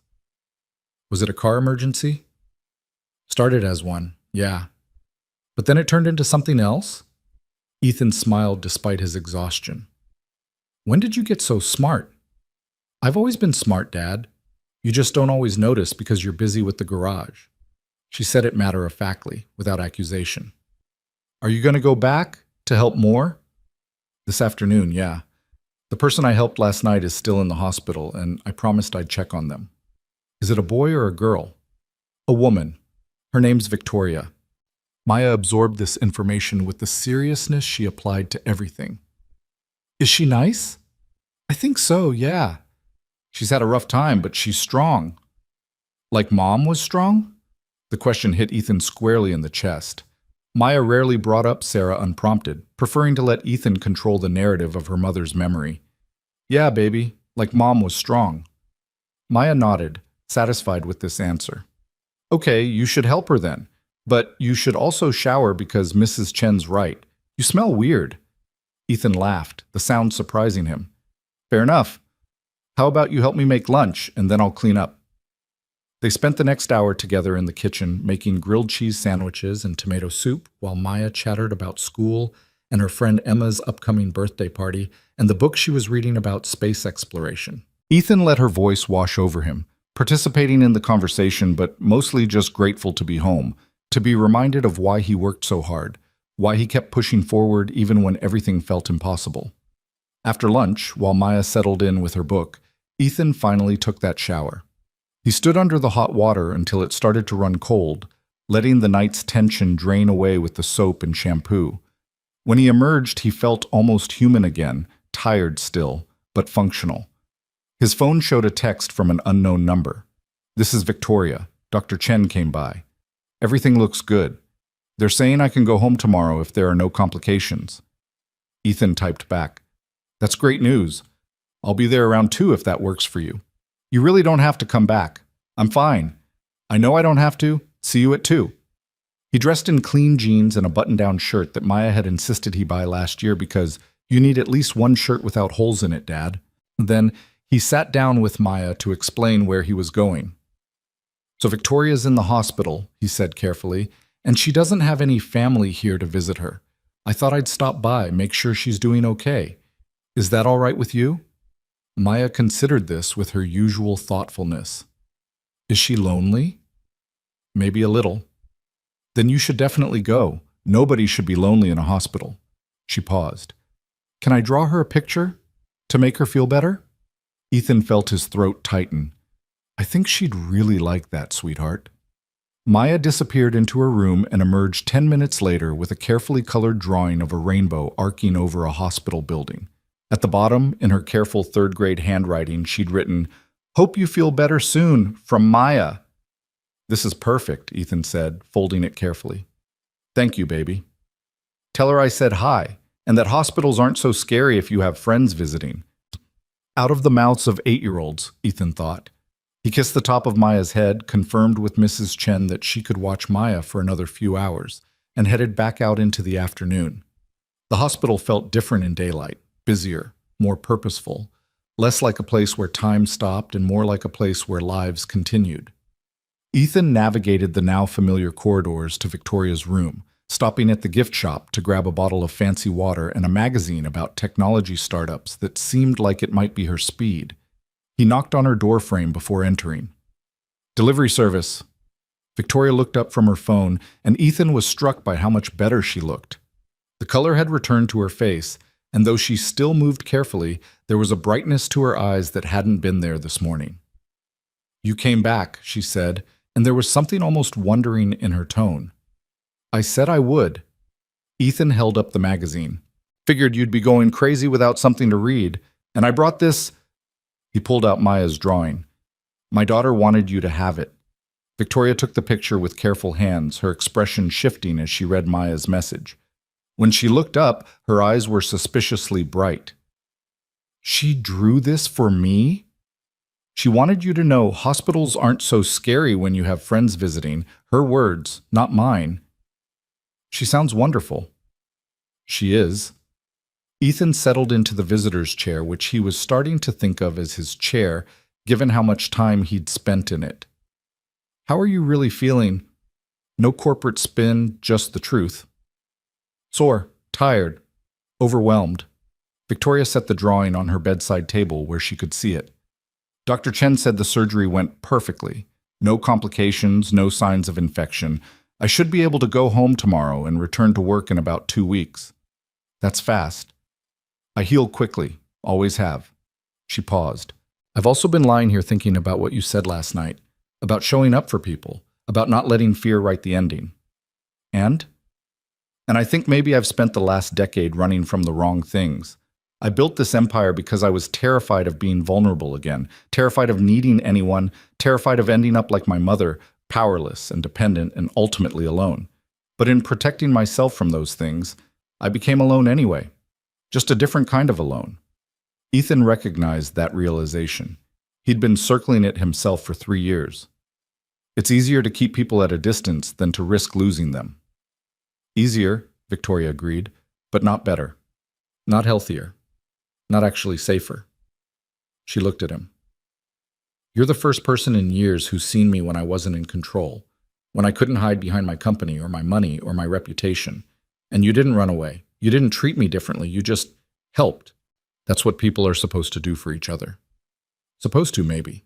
But don't actually do. Not in my world. In my world, vulnerability is weakness, and weakness is fatal." She laughed, the sound bitter. "I've made millions consulting companies on how to be more efficient, more profitable, more successful. But I don't know the first thing about being human." "I don't believe that." "You should. It's true." Victoria's fingers traced the edge of Maya's drawing. "I have hundreds of employees and thousands of clients and exactly 0 friends. I can't remember the last time someone asked how I was doing and actually wanted to know the answer. I've built this perfect, controlled, isolated life, and last night I nearly died in it." Ethan let the words settle between them, understanding that sometimes people needed to speak their truths out loud before they could figure out what to do with them. "So what are you going to do about it?" "I have absolutely no idea." Victoria met his eyes. "But I think maybe the first step is admitting it, and the second step is asking for help when I need it instead of pretending I never do." "Those are good steps," says the man who stayed up all night in a hospital for a stranger. "You're not a stranger anymore," Ethan pointed out. "Strangers don't hold hands through surgery scares. Strangers don't exchange phone numbers and drawings from 8-year-olds. Victoria smiled, and it transformed her face, softening all those carefully constructed edges. "So what are we then?" "Friends, maybe? If you're interested in having one of those." "I might be very bad at it." "I'm out of practice myself. We can figure it out together." They talked for the next 2 hours, the conversation flowing with surprising ease. Victoria told him about building Hale Innovations from nothing, about the early days when she'd lived on ramen and coffee and sheer determination, about the first big client she'd landed and the terror of suddenly having employees who depended on her, about the loneliness of success and how it differed from the loneliness of failure but still felt like drowning. Ethan told her about his time in the army, about the camaraderie and the horror and the way combat changed you in ways you couldn't undo, about meeting Sarah at a veterans support group and falling in love with someone who understood trauma because she carried her own, about Maya's birth and the joy that had felt impossible given everything they'd been through, about Sarah's death and the years since, trying to be both mother and father to a daughter who deserved so much better. She deserves exactly what she's getting, Victoria said firmly when he voiced this last thought. A father who loves her enough to work 3 jobs keeping a business afloat just to give her stability. A father who notices when people are in pain and stops to help. A father who keeps his promises even when it's hard. Maya's lucky to have you. Some days I'm not sure she'd agree. All kids think their parents are embarrassing or insufficient in some way. It's practically their job. But she drew you a picture to give to a stranger because she wanted to help someone feel better. That doesn't come from nowhere, Ethan. That comes from being raised by someone who taught her that other people matter. Ethan felt the compliment settle somewhere deep, filling a space he hadn't realized was empty. Thank you for saying that. I'm just stating facts. Victoria shifted in the bed, wincing slightly. Though I should probably rest before the nurses start giving me disapproving looks. Dr. Chen was very clear about not overdoing it. Ethan stood, reluctant to leave but understanding the necessity. I should get back to Maya anyway. Mrs. Chen's probably wondering if I've moved into the hospital permanently. Will you come back tomorrow, when they discharge me? The question came quickly, almost nervously, like Victoria was afraid of the answer. Do you want me to? I don't have anyone else to call. My assistant could arrange a car service, but that feels... She broke off. Yes, I'd like you to come back, if you can. What time? Dr. Chen said probably around noon. I'll be here. Victoria smiled, and Ethan was struck again by how different she looked from the woman he'd found collapsed in the rain. You're very good at this. At what? Showing up, being reliable, making people feel like they matter. She paused. Has anyone ever told you that? Sarah used to, but I figured she was biased. She was right, though. About you. About showing up for people. Victoria's eyes were starting to drift closed, exhaustion and pain medication pulling her under. Thank you, Ethan, for saving my life and for making me want to figure out what to do with it now that I still have it. Ethan left her sleeping, Maya's rainbow drawing still carefully positioned where Victoria could see it when she woke. The afternoon sun slanted through the hospital windows, painting everything in shades of gold and amber, and Ethan felt something shift in his chest. Not quite hope, not quite healing, but maybe the beginning of both. He'd come to the hospital last night prepared to save a life. He hadn't expected that in doing so, he might start figuring out how to save his own. The next morning arrived with the kind of crisp clarity that followed a storm. The city washed clean and gleaming under a blue sky that seemed almost aggressively cheerful. Ethan woke before his alarm, his internal clock still calibrated to the anxious rhythms of the past 36 hours. Maya was already awake, sitting cross-legged on the living room floor with her cereal bowl and a nature documentary playing quietly on the television. You're up early, Ethan observed, settling onto the couch beside her spot on the floor. Couldn't sleep. I kept thinking about Victoria. Maya didn't look away from the screen where a narrator was describing the migration patterns of Arctic terns. Is she getting out of the hospital today? That's the plan. I'm going to pick her up around noon. And then what happens? It was a simple question that Ethan didn't have a simple answer for. I'm not sure, sweetheart. She'll go home, rest, get better. We'll probably stay in touch. Maya finally turned to look at him, her expression serious in that way that always made her seem older than 8. Do you like her? I barely know her. That's not what I asked. Maya had inherited Sarah's ability to cut through deflection with surgical precision. Do you like her? Ethan considered lying, then remembered his promise to always be honest with his daughter. Yeah, I think I do. She's smart and brave and funny in a sharp kind of way, but it's complicated, Maya. We met under really unusual circumstances. Mom always said the best things usually are complicated. Maya returned her attention to the television. I think it's okay if you like her. I think Mom would want you to like people again. The observation hit Ethan squarely in the chest, stealing his breath. He'd spent 3 years carefully maintaining Sarah's memory while simultaneously using it as a shield against connection convincing himself that moving forward would somehow dishonor what they'd had. But Maya was right. Sarah had been all about forward motion, about choosing life even when it was hard, about finding joy wherever it existed. "When did you get so wise?" he managed. Maya shrugged, a small smile playing at her lips. "I've always been wise. You just don't always listen." Ethan spent the morning at the garage, though his heart wasn't in it. He finished up Mrs. Patterson's Volvo, returned calls from 2 potential customers, and tried to focus on the transmission rebuild waiting in Bay 2. But his mind kept drifting to Victoria, to hospital rooms and parking lot confessions, to the way she'd looked at Maya's drawing like it was something precious. At 11:30, he cleaned up, changed into the one good shirt Maya approved of, and headed back to County General for what felt like the 100th time in 2 days. The hospital had become strangely familiar, its corridors and sounds no longer foreign, but simply part of this new reality he'd stumbled into. Victoria was dressed when he arrived, back in clothes that looked expensive even after spending a night crumpled in a hospital bag. Her hair was pulled back in a sleek ponytail, and she'd somehow managed to apply makeup that made her look professional rather than like someone who'd undergone emergency surgery less than 48 hours ago. But Ethan could see the careful way she held herself, the slight tightness around her eyes that spoke to pain she was determined not to show.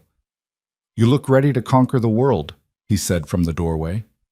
She turned, and her expression softened when she saw him. "I look ready to get out of this hospital before I lose my mind. There's a difference." "Fair point." Ethan entered the room, noting the discharge paperwork already signed and stacked neatly on the bedside table. "Dr. Chen already been by?" "An hour ago. Gave me approximately 17 lectures about rest, medication schedules, warning signs to watch for, and the importance of not returning to work immediately." Victoria picked up her purse with careful movements. "I listened politely and agreed to everything while planning to ignore at least half of it." Victoria, "I'm kidding, mostly." She managed a smile. "I'll rest. I'll take the medication. I'll watch for warning signs." But the moment Dr. Chen said 2 weeks before returning to work, I knew that was optimistic at best. "I have a company to run. A company that will survive without you for a few days." "You sound very confident about that." "I sound like someone who just watched you nearly die from appendicitis because you were too stubborn to admit you needed help." Ethan kept his voice gentle but firm. "Maybe consider the possibility that the world won't end if you take care of yourself for once." Victoria studied him with those sharp, dark eyes, and Ethan had the sense she was weighing something, making calculations he couldn't quite follow. "You're going to be insufferable about this, aren't you?" "Absolutely. Get used to it." A nurse appeared with a wheelchair. "Hospital policy," she explained, even though Victoria insisted she could walk perfectly fine. The ride down to the main entrance was quiet, Victoria's jaw set with the kind of determination Ethan recognized from combat medics who refused to admit they were injured. Pride and pain made for difficult companions. His truck was parked in the pickup zone, and Ethan helped Victoria into the passenger seat with the same careful attention he'd used 2 nights ago in the rain. She didn't protest the assistance, which told him more about her actual condition than any words could. "Where to?" he asked once he'd climbed into the driver's seat. Victoria rattled off an address in the Marina District, one of the city's most exclusive neighborhoods where houses started at several million and climbed rapidly from there. Ethan shouldn't have been surprised, but something about knowing exactly how different their worlds were made the gap feel wider. They drove in silence for the first few minutes, Ethan navigating through midday traffic while Victoria stared out the window at the passing city. Finally, she spoke without looking at him. "I've been thinking about what happens next. After today." "And what did you come up with?" "That I don't want this to be the end of something. I want it to be the beginning." She turned to face him. "I know we're from completely different worlds. I know this whole situation is bizarre and probably violates several social conventions about how strangers are supposed to interact. But you saved my life, Ethan. And in doing that, you made me want to figure out what kind of life is actually worth living." Ethan felt something shift in his chest, like a door opening that he'd kept locked for 3 years. "I'd like that too. The beginning part, I mean. Even though I'm terrible at having friends and will probably mess this up spectacularly. Besides, I'm out of practice myself. We can mess it up together. Victoria smiled, and it reached her eyes this time, genuine and unguarded. Deal. The Marina District revealed itself in carefully manicured streets and houses that looked like they belonged in architectural magazines.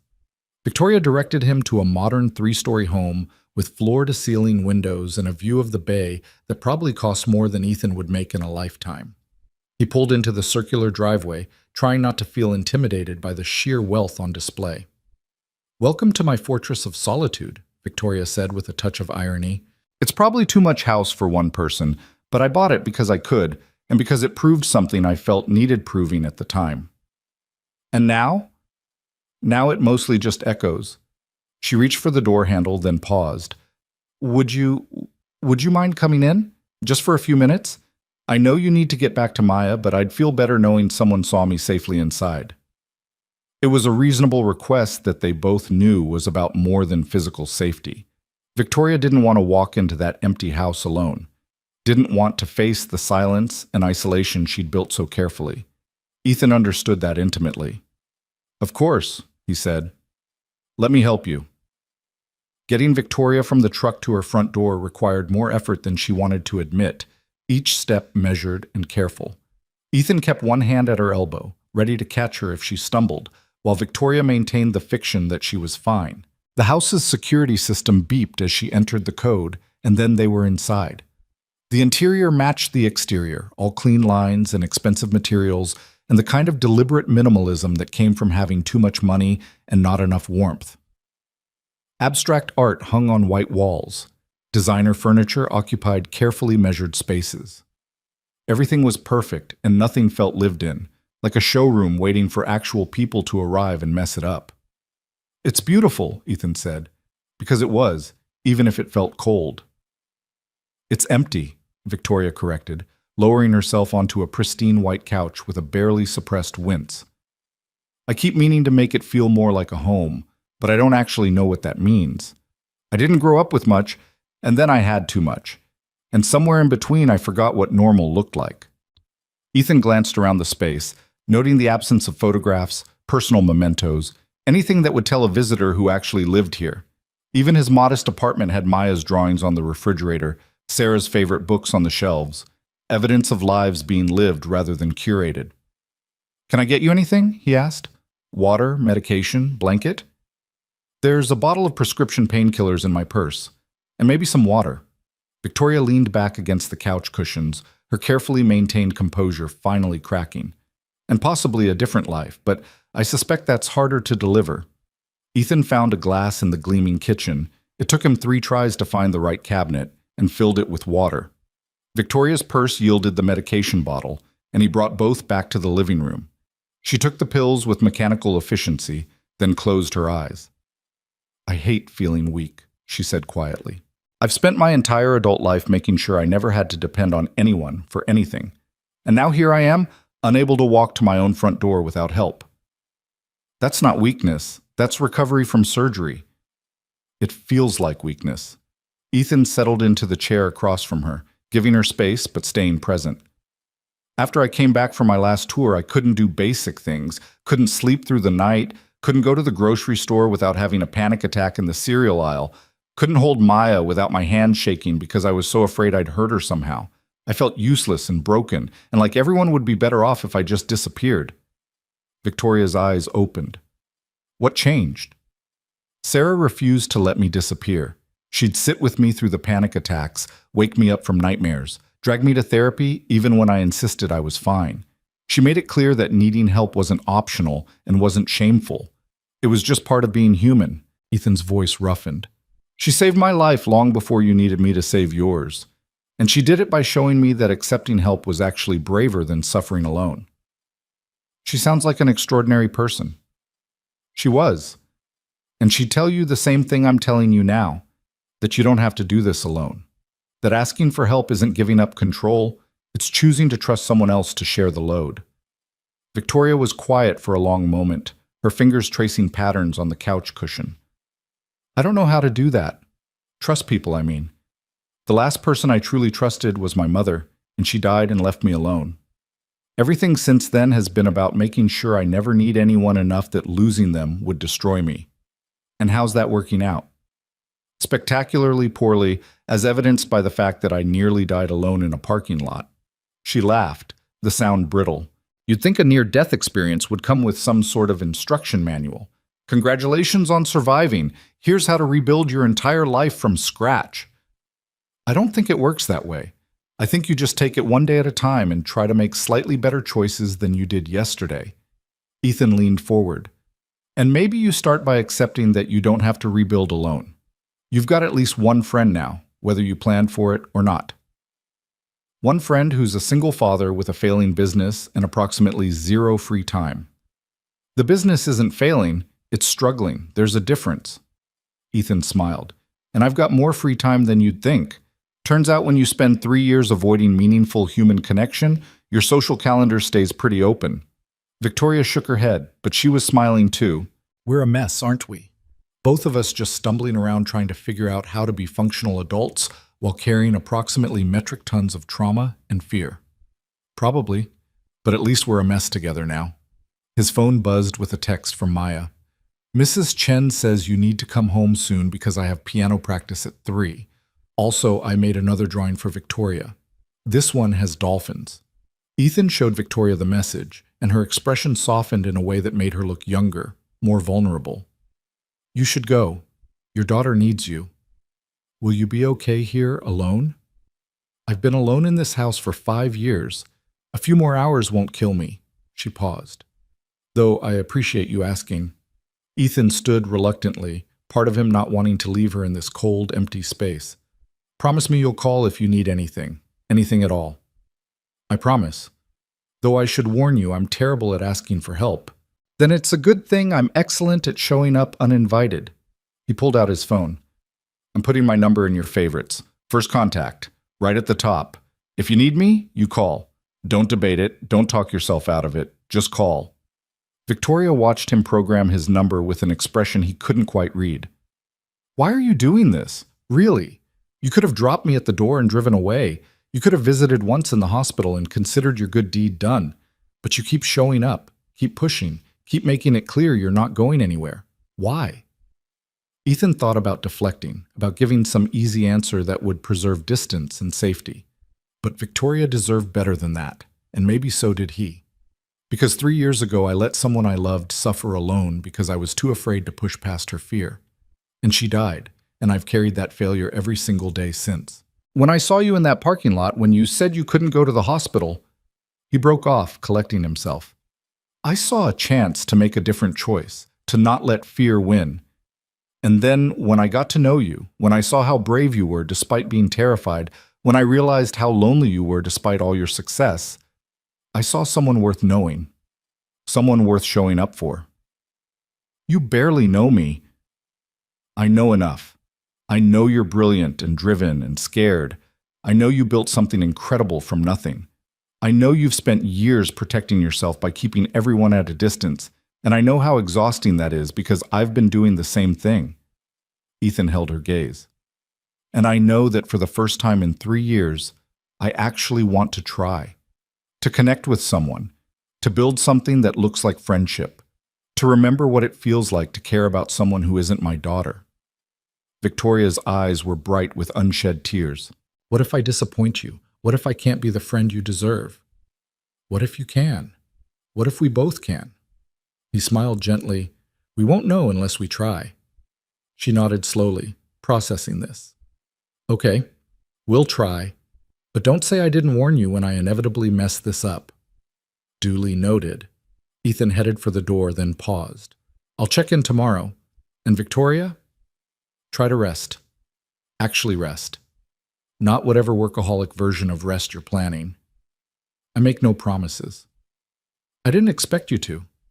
The drive home felt different, lighter somehow, like something heavy Ethan had been carrying had shifted position. He thought about Victoria in that enormous empty house, about Maya waiting for him with dolphin drawings, about the strange and unlikely friendship that had emerged from a rainy parking lot in a moment of crisis. Maya was waiting at the apartment door when he arrived, practically vibrating with excitement. Did you give her my first drawing?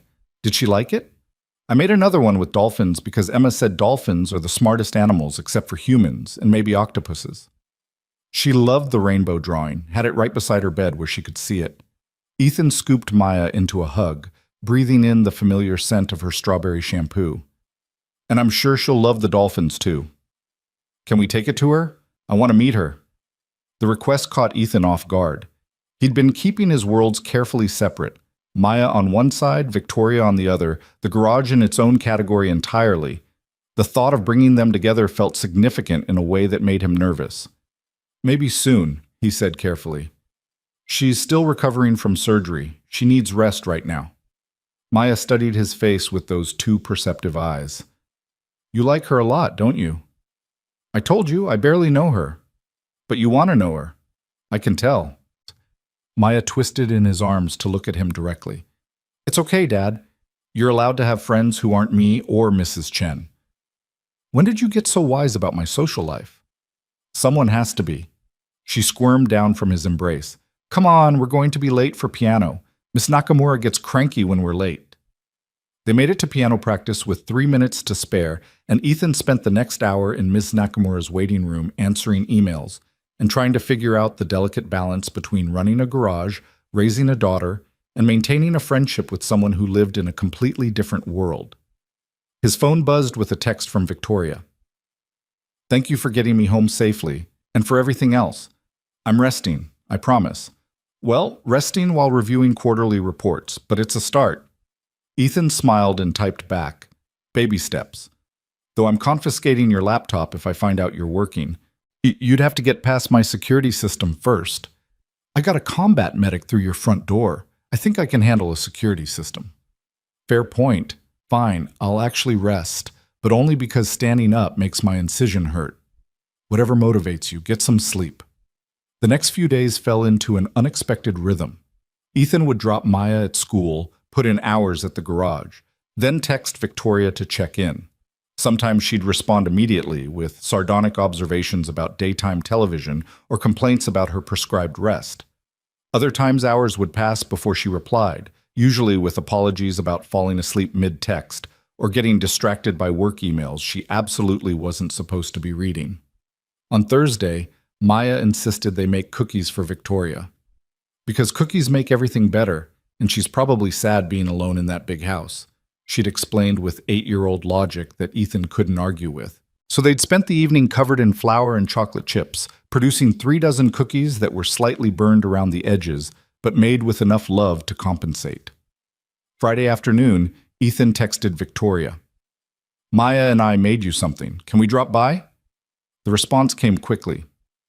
You really don't have to keep checking on me. I know. Can we drop by anyway?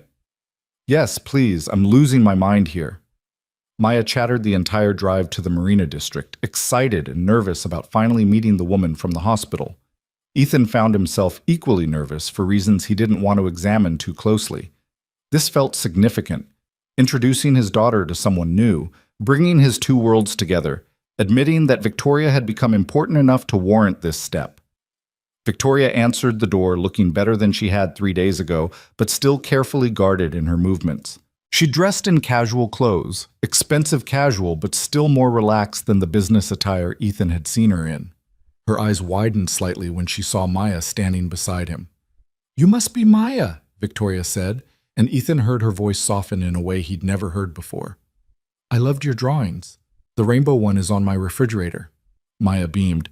I made you cookies too. Dad helped, but I did most of the mixing. Some of them are a little burned, but they still taste good.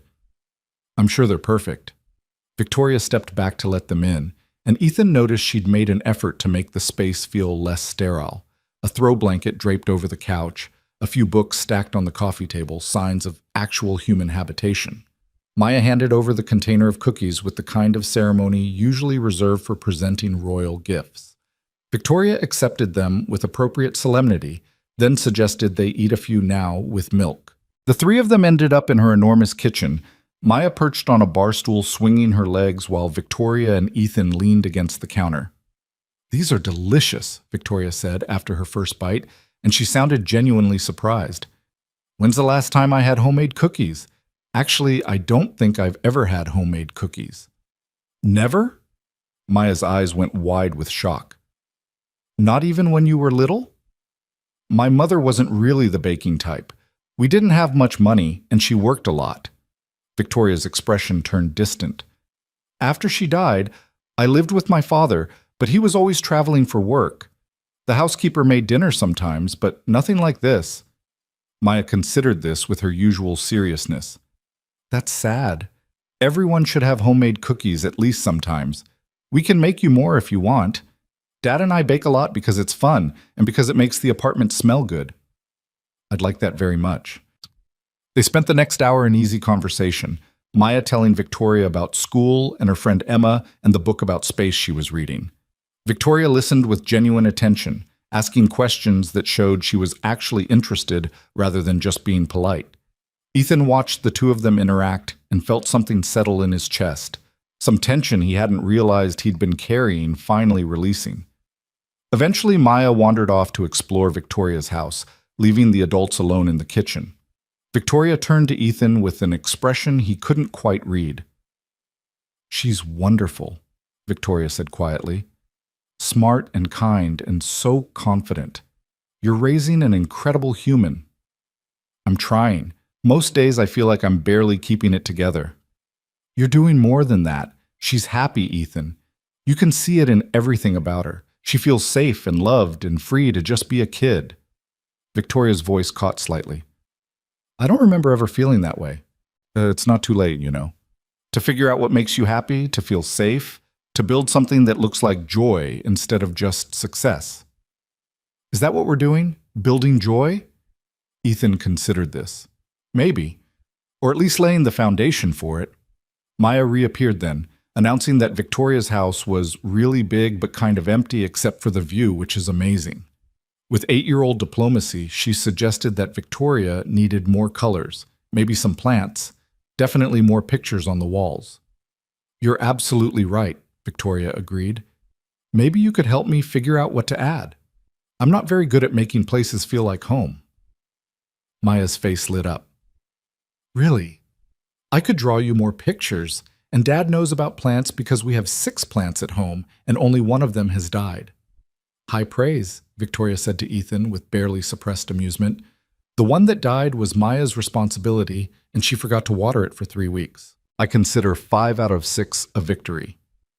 They left as the sun was setting, Maya clutching a promise from Victoria that they'd have another cookie session soon. In the truck, Maya was quiet for a few minutes before speaking. I like her, Dad. She's sad, but she's trying not to be, and I think that's brave. Ethan glanced at his daughter in the rearview mirror, once again startled by her perceptiveness. Yeah, sweetheart, I think that's brave too. Are you going to keep being her friend, even though she's rich and lives in a fancy house? Why would that matter? Maya shrugged. I don't know.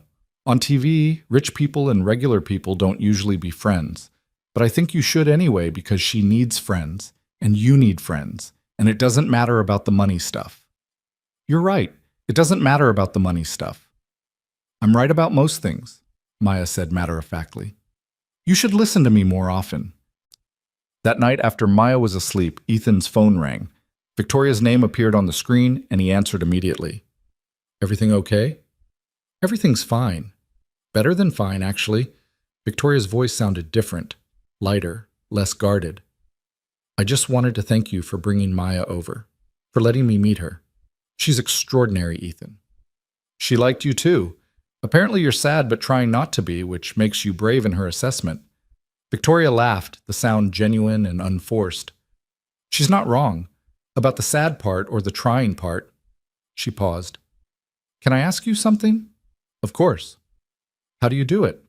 Balance everything? The garage, raising Maya, being present for her while dealing with your own grief and trauma?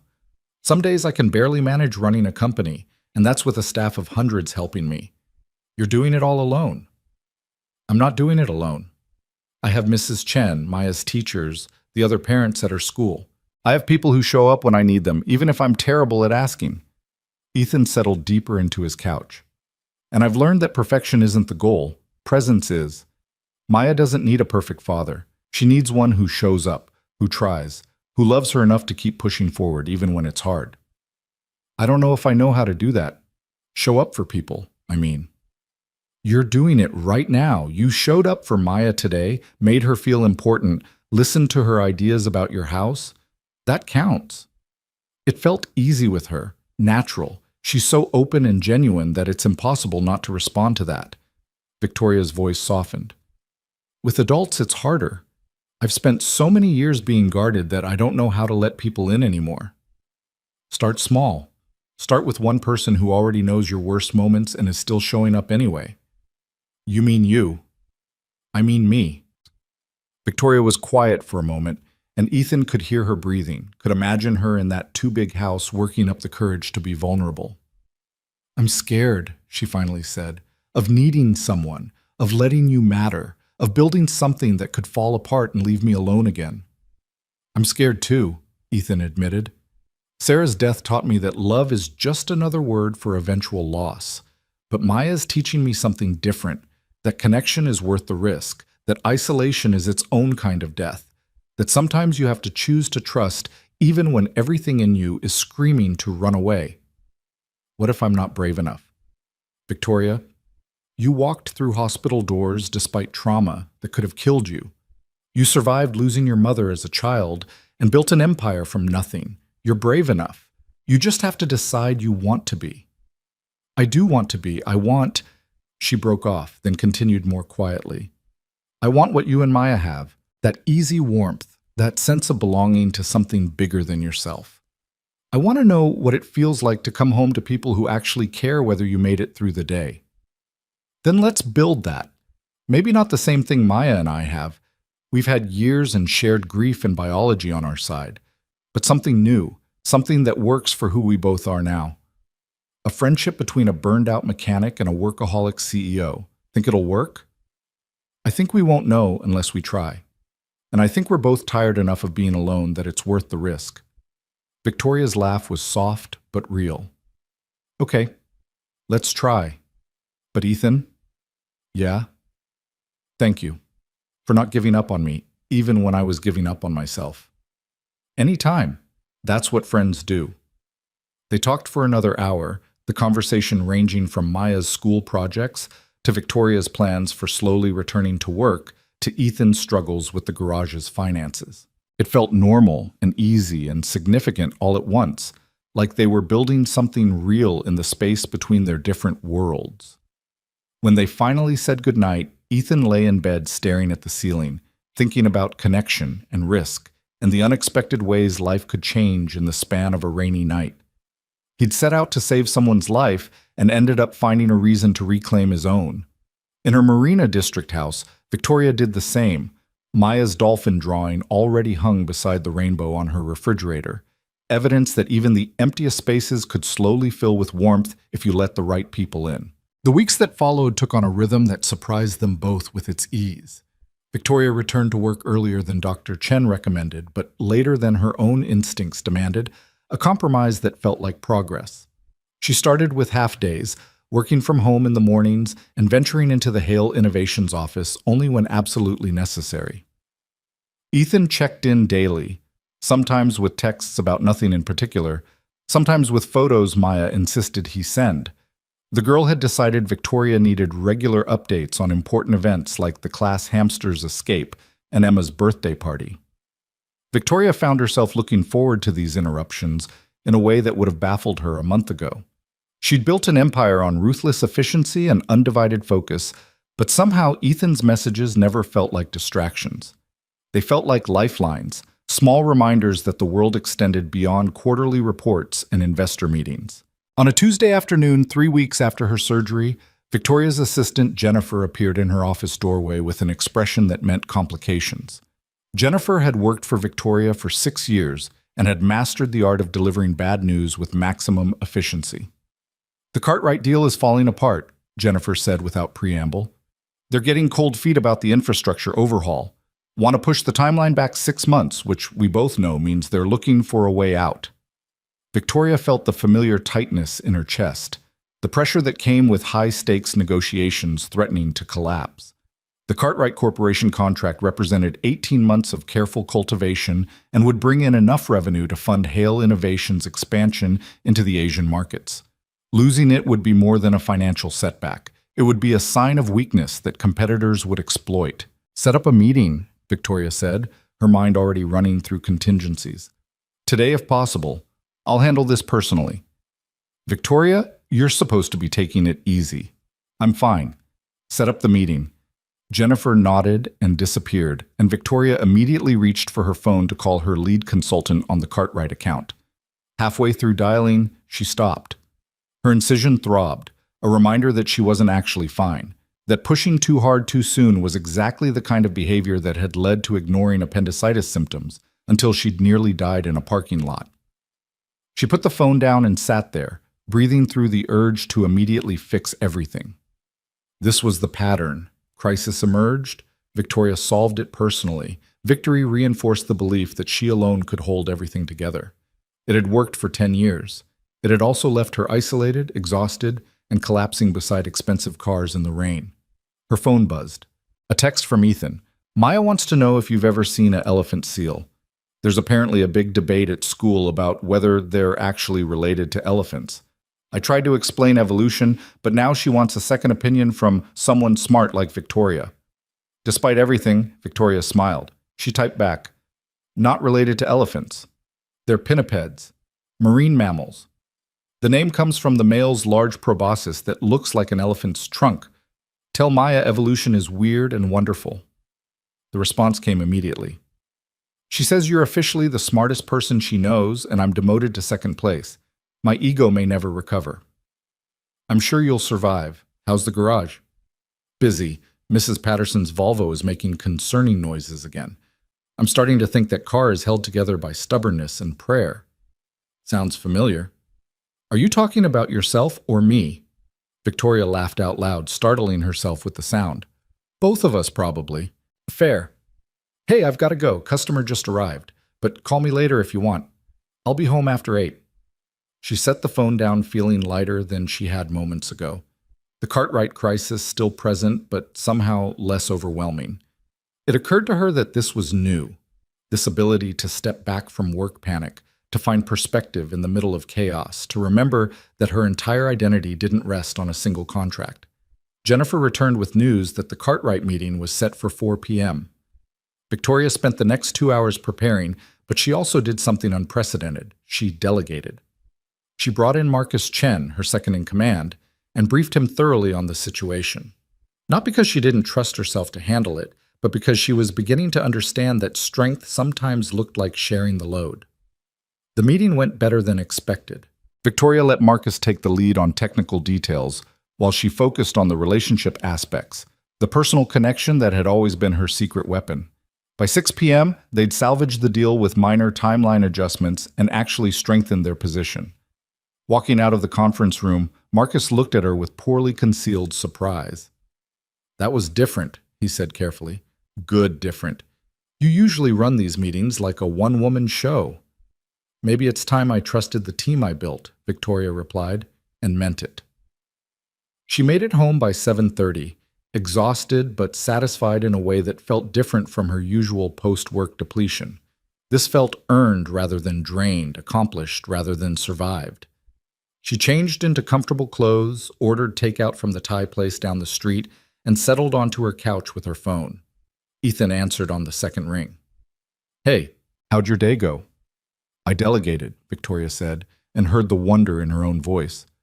"There was a crisis, a big one, and I actually let someone else help handle it instead of trying to control every detail myself." "That's huge. How does it feel?" "Terrifying and liberating in equal measure. Like I just stepped off a cliff and discovered I could fly." She paused. "Is that insane?" "Not even a little bit. That's what learning to trust feels like. It's uncomfortable until it isn't." She could hear sounds in the background, water running, dishes clattering.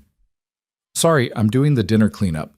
Maya's supposed to be helping, but she's currently conducting a very important experiment with dish soap bubbles." "Sounds serious." "Extremely. We may never recover our security deposit." His voice grew distant as he called out, "Maya, the bubbles stay in the sink, please." Then back to normal volume. So delegation, that's real progress, Victoria. I had a good teacher. Someone who showed me that asking for help doesn't make you weak. I didn't do anything. You did everything. You're still doing everything. Every time you check in, every time you send me ridiculous photos from Maya, every time you just show up and remind me that isolation isn't the same as strength, you're teaching me how to be human again. Ethan was quiet for a moment. I think maybe we're teaching each other. You've reminded me that it's possible to connect with someone new, that Sarah's death doesn't have to be the end of my ability to care about people. That's not nothing, Victoria. We're quite a pair, aren't we? Two traumatized people stumbling towards something that looks like healing. Could be worse. At least we're stumbling together. They talked until Maya demanded Ethan's attention for bedtime stories, and Victoria hung up feeling less alone in her too big house than she had in years. The feeling persisted over the following weeks as their friendship deepened and expanded, taking on texture and depth that surprised them both. Ethan started stopping by Victoria's house after dropping Maya at school, usually with coffee and whatever baked goods they'd attempted the night before. They'd sit in her kitchen talking about everything and nothing: his struggles with the garage's finances, her insights into business management, their shared experiences with loss and single parenthood, and the daily work of choosing forward motion over paralysis. Victoria found herself offering advice about Cole's auto repair without being asked, her business mind automatically identifying inefficiencies and opportunities. Ethan listened with a mixture of gratitude and embarrassment, clearly uncomfortable accepting help, but too practical to refuse good counsel. Your pricing is too low, Victoria said one morning, reviewing the spreadsheet Ethan had reluctantly shared. You're undervaluing your expertise, especially given your specialized training, a combat medic who can also rebuild transmissions. That's a unique skill set worth premium rates. My customers can't afford premium rates. Mrs. Patterson lives on Social Security. So you charge Mrs. Patterson what she can afford and charge the Mercedes owners what they can afford, which is considerably more. It's called tiered pricing, and every successful service business uses it. Victoria tapped the screen. You're leaving money on the table because you're uncomfortable charging what you're worth. That feels like taking advantage of people. It's not taking advantage, it's running a sustainable business. You can't help anyone if the garage goes under because you're too proud to charge fair rates. She softened her tone. Ethan, you're an incredible mechanic with skills most people don't have. You deserve to be compensated for that. It doesn't make you greedy or mercenary. It makes you professional. He'd implemented her suggestions incrementally, raising rates for luxury vehicles while keeping them low for customers like Mrs. Patterson. Within 2 weeks, the garage's profit margin had improved noticeably. Ethan had shown up at Victoria's door with flowers and an admission that she'd been right. He'd been stubborn, and he was grateful beyond words. I still feel guilty charging the Tesla owner 3 times what I charge Mrs. Patterson for essentially the same work, he'd said. The Tesla owner can afford it and won't even notice.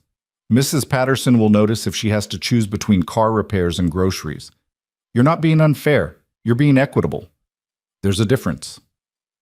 Their friendship developed an easy give and take that felt natural despite their vastly different circumstances. Victoria helped Ethan with business strategy. Ethan helped Victoria remember to eat regular meals and occasionally leave her house for reasons other than work. Maya provided running commentary on both of them, her 8-year-old observations frequently more insightful than either adult wanted to admit. One Saturday afternoon, Maya convinced them both to go to the park. Victoria couldn't remember the last time she'd been to a playground, possibly not since she was a child herself. But Maya's enthusiasm was impossible to resist. They spent hours there, Maya demonstrating her skills on the monkey bars while Ethan and Victoria sat on a bench watching. She's fearless, Victoria observed as Maya attempted a particularly ambitious maneuver. Where does that come from? Sarah. She was the brave one in our relationship, always pushing me to try new things, take risks, live bigger. Ethan's expression turned distant. Maya has her mother's courage, but not her trauma. She doesn't know yet that the world can break you. I'm trying to let her keep that innocence as long as possible. You're protecting her from what hurt you. Is that wrong? I don't think so. But eventually she'll face her own pain, her own losses. The best thing you can do is teach her how to survive them. Victoria watched Maya, who was now attempting to teach another child her monkey bar technique. You're doing that already. Teaching her that people show up for each other, that asking for help is okay, that community matters. I'm trying. Some days it feels like enough. Other days, he broke off as Maya called for them to watch her latest trick. They both turned their attention to her, applauding when she successfully completed a flip off the bars that made Victoria's heart leap into her throat. Later, after Maya had exhausted herself and they'd stopped for ice cream, Victoria found herself thinking about family. Not the broken version she'd grown up with, absent father, dead mother, a childhood spent in emotional isolation, but the kind Maya and Ethan had built from grief and determination. It looked different from the conventional nuclear family, but it worked. It was filled with love and laughter and the kind of messy authenticity that Victoria had spent a lifetime avoiding. "Can I ask you something personal?" Victoria said as they drove back toward her house, Maya drowsing in the back seat. "Of course." "Do you ever think about dating, about finding someone to share your life with?" Ethan's hands tightened slightly on the steering wheel. "Sometimes, but it feels complicated. Maya has to come first, and most people don't understand that. And there's Sarah's ghost, not literally, but the memory of her, the life we had planned. It feels disloyal somehow to move forward. Sarah would want you to be happy. I know. Intellectually, I know that. She told me explicitly, actually, during one of her clearer moments near the end. Made me promise I wouldn't spend the rest of my life alone, that I'd find someone else to love." His voice roughened. But knowing something and feeling it are different things. Victoria understood that intimately. "I've never really dated. A few relationships in my 20s that didn't go anywhere. Nothing serious in almost a decade. I told myself it was because I was too busy building the company, but the truth is I was too scared. Too afraid of needing someone, of being vulnerable, of giving someone the power to hurt me. And now? Now I'm starting to think maybe loneliness is worse than risk. Maybe the only thing more terrifying than letting someone in is dying alone in a parking lot because you built walls so high nobody could reach you." They were both quiet after that, the weight of their respective fears and hopes filling the truck cab. Maya woke up as they pulled into Victoria's driveway, immediately asking if she could show Victoria her latest drawing. Inside Victoria's house, which had slowly accumulated more warmth over the past weeks, including several of Maya's artistic contributions and a series of plants that Ethan had helped select, Maya presented a carefully colored picture of 3 stick figures, one tall with dark hair, one medium with lighter hair, one small with yellow hair. "That's you," Maya explained, pointing to the dark-haired figure. "And that's Dad, and that's me. We're a team." Victoria felt emotion tighten her throat. "We are." "Of course we are. Teams help each other. You help Dad with business stuff, Dad helps you remember to eat real food, and I help both of you remember to have fun." Maya stated this with the absolute certainty of childhood. That's what teams do. Later, after Ethan and Maya had left, Victoria stood in her kitchen holding that drawing and crying for the first time in years. Not sad tears, but the overwhelmed kind that came from realizing you'd been given something you didn't know you needed. A team. A family of choice rather than obligation. People who showed up not because they had to, but because they wanted to. The next morning, Victoria made a decision. She called Ethan before she could talk herself out of it. "I want to do something for you," she said without preamble. "For the garage. A proper investment, not charity. I've been thinking about it for weeks and I have a proposal." "Victoria, you don't owe me anything. This isn't about owing. This is about good business and better friendship. Just hear me out." She took a breath. "Kohl's Auto Repair has potential. Real potential. You have the skills, the reputation, the customer base. What you don't have is capital for expansion, modern equipment, proper marketing. I want to invest. Be a silent partner. Bring the business into the 21st century. Help you build something sustainable." Ethan was quiet for so long Victoria worried she'd overstepped. Finally, he spoke. "Why?" "Because you saved my life, and I want to give you back yours. Because Maya deserves a father who isn't constantly stressed about money. Because you're brilliant at what you do, and you deserve to succeed." She paused. "And because I've spent 10 years building an empire alone, and I'm tired of being alone. Maybe it's time to build something with someone I trust. This feels like too much. It's exactly enough." We'll do it properly. Contracts, terms, fair equity split. You maintain creative control. I provide capital and business expertise. We turn your struggling garage into something that not only survives but thrives. Victoria softened her voice. Let me do this, Ethan. Let me help the way you helped me. I need to think about it. Talk to Maya, figure out what it would mean for us. Take all the time you need. The offer stands regardless. They hung up, and Victoria felt simultaneously terrified and exhilarated. She'd just offered to significantly invest in a business she'd never formally evaluated, based entirely on faith in a man she'd known for barely a month. Every business instinct she'd honed over a decade screamed that this was reckless, emotional, unprofessional. But a newer, quieter voice suggested that maybe the best investments weren't always the most logical ones. Maybe sometimes you bet on people rather than spreadsheets, on relationships rather than returns, on building something meaningful rather than just profitable. Ethan called back 3 days later. Maya and I talked. We have questions, concerns, probably unreasonable requests about maintaining the garage's soul while expanding its capabilities. I'd expect nothing less. And we want you to come to dinner, here, at our apartment. Let Maya interrogate you about your intentions toward our family business. He paused. That came out weirder than intended. Victoria laughed. I accept the invitation and the interrogation. When? Tomorrow night? Fair warning. Our apartment is about the size of your kitchen, and Maya's idea of setting the table involves approximately 75 stuffed animals as additional guests. Sounds perfect. The next evening, Victoria drove to Ethan's neighborhood feeling more nervous than she had before major investor presentations. This mattered in a way that quarterly reports never had. She was being invited into their space, their life, the carefully constructed world where Ethan and Maya had built something beautiful from broken pieces. The building was exactly what she expected, older but well-maintained, the kind of place where neighbors knew each other and kids played in the courtyard. Ethan and Maya's apartment was on the 3rd floor, and Victoria could hear laughter before she even knocked. Maya answered the door wearing an apron that declared official taste tester and covered in what appeared to be marinara sauce. You're here! We're making spaghetti and meatballs because Dad said you probably eat fancy food all the time and should try normal people food. I love spaghetti and meatballs, Victoria said honestly, stepping inside. The apartment was small but filled with life in a way her house had never been. Photos covered the walls. Maya at various ages, Ethan in his army uniform, a beautiful blonde woman Victoria recognized as Sarah holding infant Maya. The furniture was worn but comfortable, the kind that invited you to actually sit rather than just look. Books and toys competed for space on every surface, and the whole place smelled like garlic and tomato sauce and home. Welcome to chaos, Ethan said, emerging from the kitchen wiping his hands on a towel. Fair warning, dinner might be a disaster. Maya insisted on helping with the meatballs, and her idea of seasoning is more is always better. I'm sure it'll be delicious.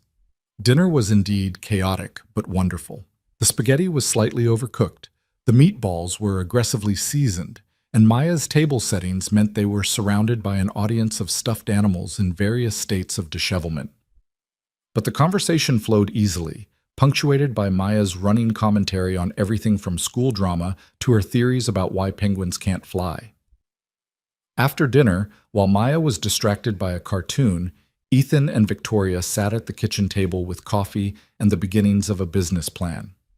Victoria had brought preliminary documents, investment proposals, equity structures, expansion timelines.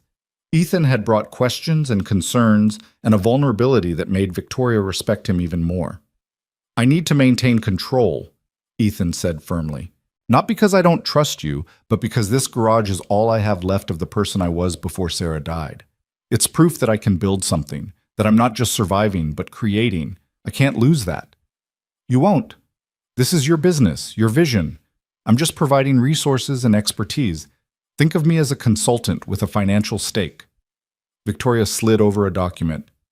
I drafted terms that give you full operational control. I advise, I invest, I help with strategy. But final decisions are yours. Ethan reviewed the paperwork with careful attention, occasionally asking questions that proved he understood business better than he gave himself credit for. Finally, he looked up. Why are you really doing this, Victoria? And don't give me the line about good business sense. There are safer investments. Because you showed me that showing up matters. Because Maya taught me that families can be built, not just born into. Because for the first time in my adult life, I want to build something with someone instead of building alone. She met his eyes. And because I believe in you, Ethan. I believe you can create something extraordinary if you have the resources to match your talent. This changes things between us. Mixing friendship and business, that's complicated. Everything worthwhile is complicated. The question is whether it's worth the risk. Ethan was quiet for a long moment, his fingers tracing the rim of his coffee cup. Sarah would have liked you. She would have appreciated how you push me to think bigger, to take chances, to believe I'm capable of more than just getting by. I wish I could have met her. She would have been thrilled to see Maya with someone like you in her life. Sarah always said Maya needed strong women role models, people who showed her that strength came in different forms. He smiled slightly. She'd probably be laughing at me right now. The guy who spent 3 years avoiding all meaningful human connection is about to enter a business partnership based primarily on trust and friendship. Is that a yes? It's a yes, with conditions, clauses, and probably more anxiety than any business deal should reasonably involve. He extended his hand across the table. Partners? Victoria shook his hand, feeling the calluses from years of mechanical work, the strength that came from surviving impossible things. Partners. Maya appeared then, demanding they both come see her latest Lego creation. They spent the rest of the evening on the living room floor helping construct an elaborate space station while Maya narrated an increasingly complex story involving alien invasions and robot cats. Victoria couldn't remember the last time she'd sat on a floor, let alone played with Legos, but something about the simplicity of it was healing. When she finally left around 9, Maya hugged her goodbye with unselfconscious affection. You're officially part of our team now. That means you have to come to my piano recital next month and also help Dad remember my birthday is in 6 weeks and I want a telescope. Duly noted, Victoria said, hugging her back. Ethan walked her to her car, the evening air cool and clear. Thank you, he said quietly, for believing in me, in us, in the possibility that good things can still happen.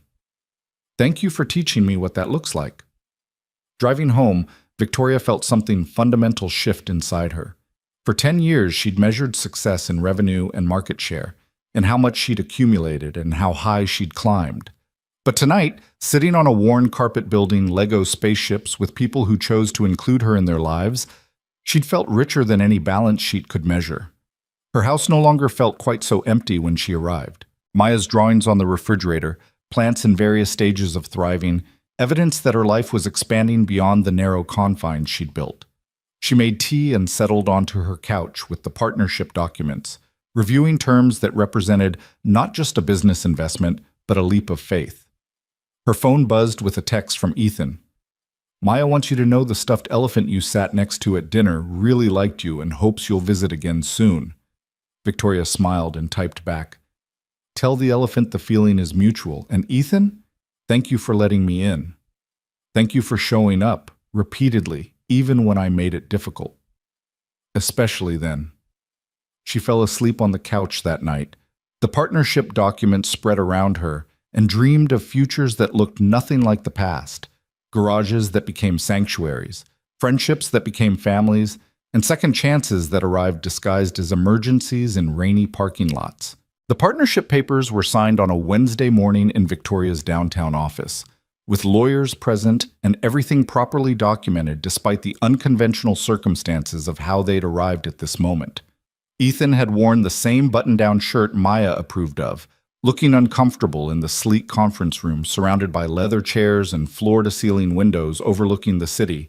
Victoria watched him sign his name with careful precision. This man who'd saved her life now trusting her with his livelihood, and felt the weight of that responsibility settle around her shoulders like a promise. Well, Ethan said as the lawyers gathered their documents, that's official. Cole's Auto Repair now has a partner who could buy and sell it 10 times over. Cole's Auto Repair now has a partner who believes it can be something extraordinary, Victoria corrected. She turned to her assistant Jennifer, who'd been quietly observing from the corner. Clear my calendar for tomorrow. I want to see the garage, understand the operation, figure out what we're working with." Jennifer's eyebrows rose slightly, but she nodded. In 6 years of working together, Victoria had never cleared her calendar for anything that wasn't a multi-million-dollar negotiation. The fact that she was doing it now for a small auto repair shop spoke volumes about how much had changed. The next morning, Victoria arrived at Cole's Auto Repair at 7 a.m., wearing jeans and a blouse that cost more than most people's monthly rent, but was at least practical. The garage sat on a corner lot that had seen better decades, the building's exterior showing its age despite obvious efforts at maintenance. The sign still flickered erratically, and the paint was peeling, but there was something solid about it, something honest that appealed to Victoria in ways her gleaming corporate offices never had.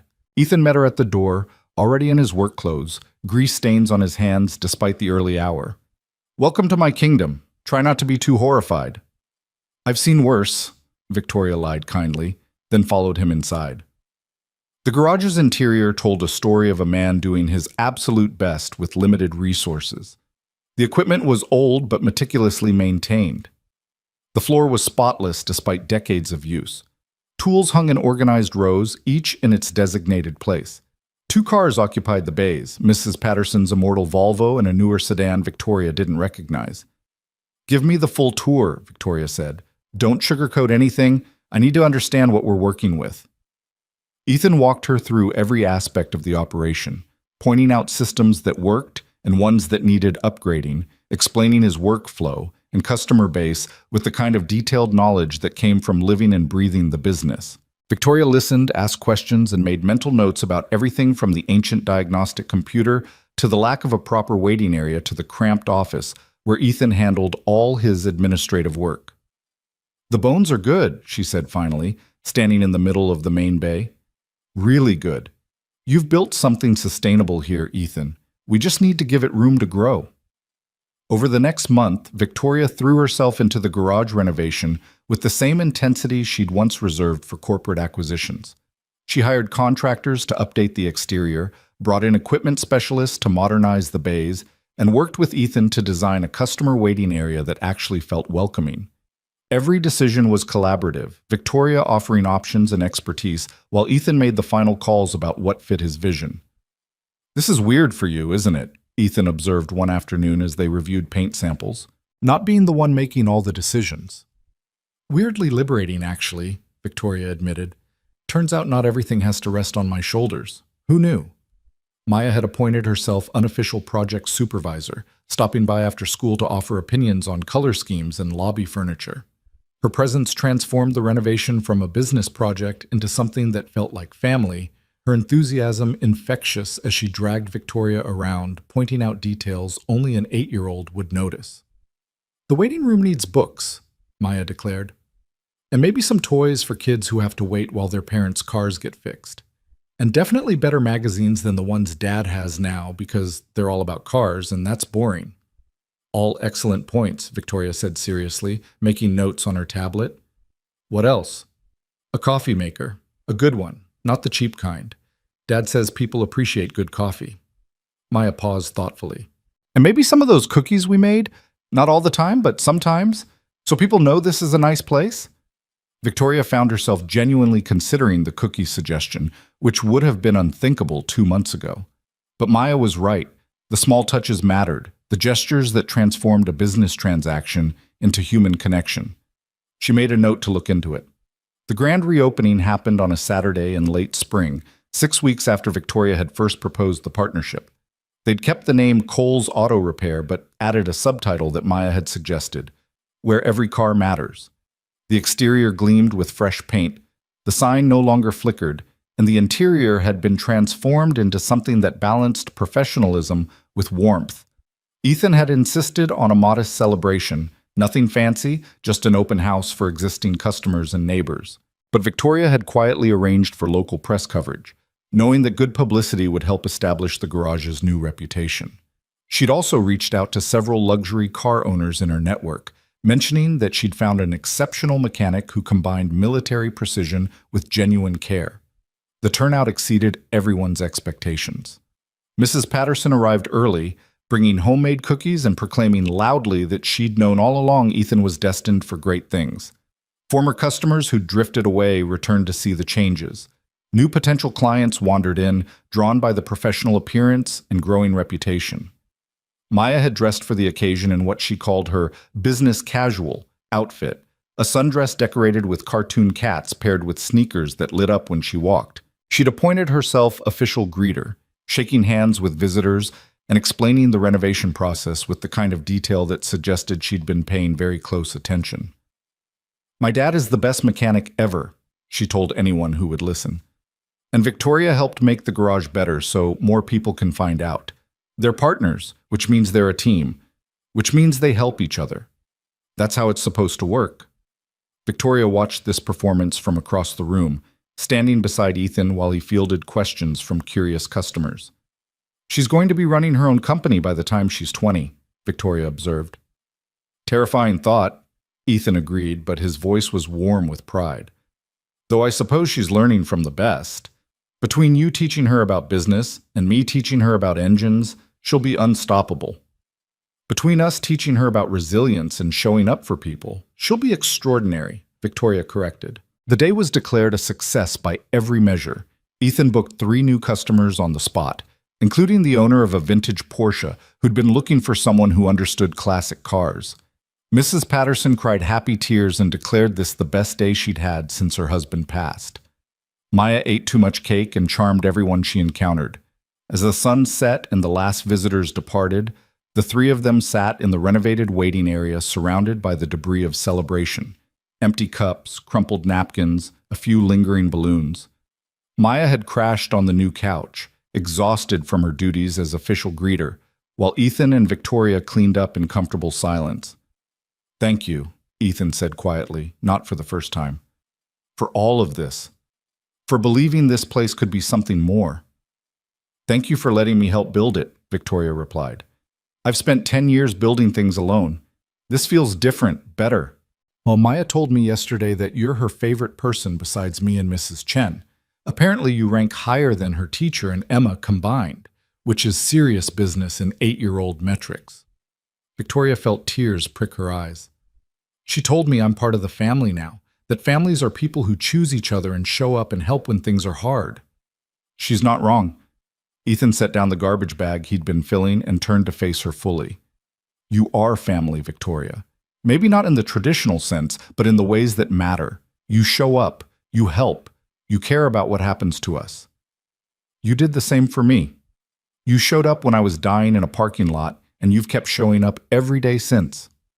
They stood there in the settling dusk, the garage's new lights casting everything in warm tones, and Victoria felt something shift between them, something that had been building for weeks but neither had acknowledged. The air felt charged with possibility, with the recognition that maybe their connection went deeper than friendship, deeper than partnership, into territory that was both thrilling and terrifying. "Victoria," Ethan started, then stopped as Maya stirred on the couch. "Is it bedtime?" Maya mumbled, her eyes barely open. "I'm tired from all the professional greeting." The moment passed, but it didn't disappear.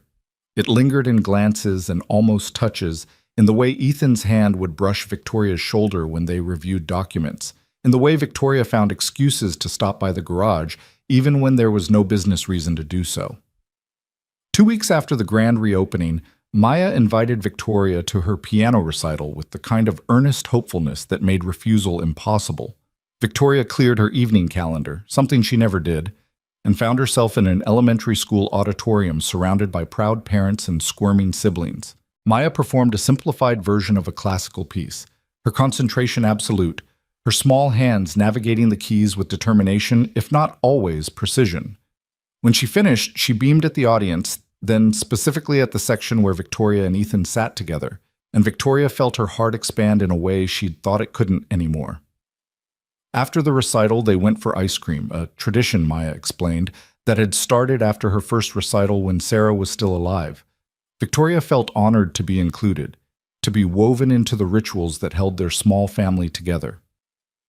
"Mom always said celebrations required ice cream," Maya explained seriously, working on a cone that was rapidly melting faster than she could eat it. "And piano recitals are definitely celebrations, even if I messed up the middle part." You were wonderful, Victoria assured her. I was completely mesmerized. You're just saying that because you're nice. I'm not actually known for being nice, Victoria said honestly.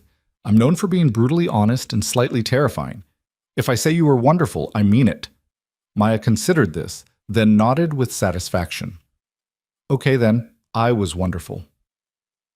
Later, after they dropped Maya at home with Mrs. Chen, Ethan suggested a walk. They ended up at the waterfront, watching the city lights reflect off the dark water, standing close enough that Victoria could feel the warmth of his presence in the cool evening air. I need to tell you something, Ethan said, his voice careful. And I need you to know I don't have expectations. I'm not trying to complicate our partnership or our friendship, but I can't keep pretending I don't feel it. Victoria's heart hammered. Feel what? This, you, us. He turned to face her. Somewhere between saving your life and building a business together and watching you love my daughter, I fell for you. Not the CEO version or the controlled public version, but the real you. The one who cried over Maya's drawings and admitted to being scared and learned to delegate because it was braver than doing everything alone. Ethan, let me finish. I know it's complicated. I know we have a business partnership to consider. I know I come with a lot of baggage.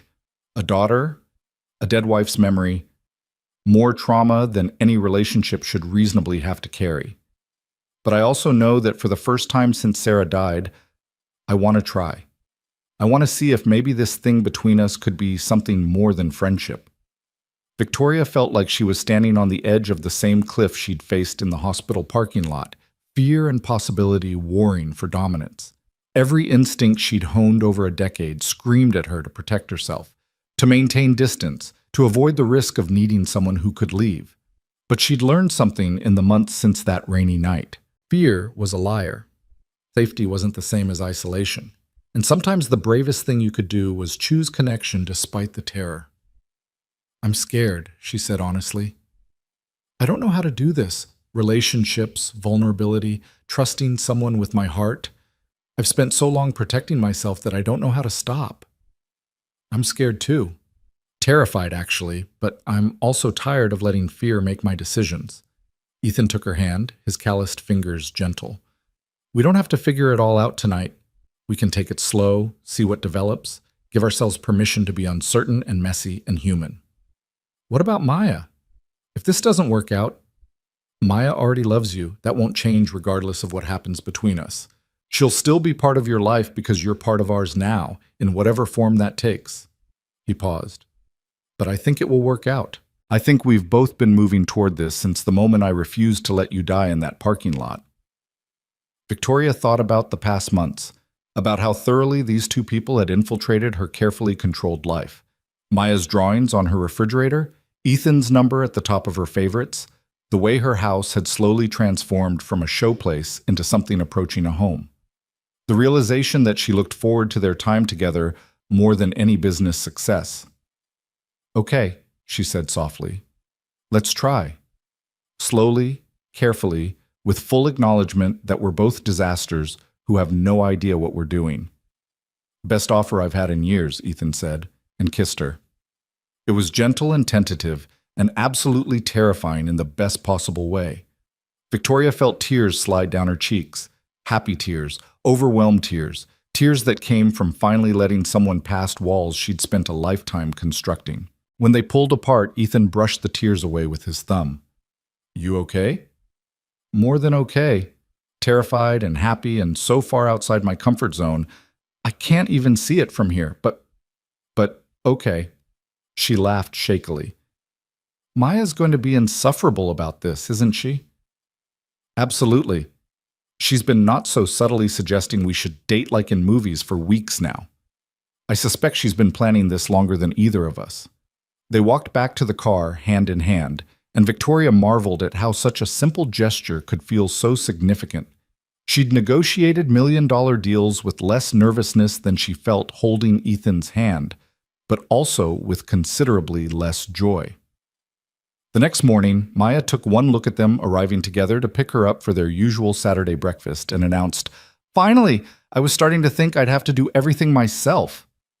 "Oh, really?" Ethan said, trying to sound stern and failing completely. And what exactly have you been planning? Just encouraging things along, making sure you spent time together, leaving you alone when you needed to talk. I'm very subtle. Maya said this with the utter confidence of someone who had never been subtle a day in her life. Victoria laughed. How long have you been scheming?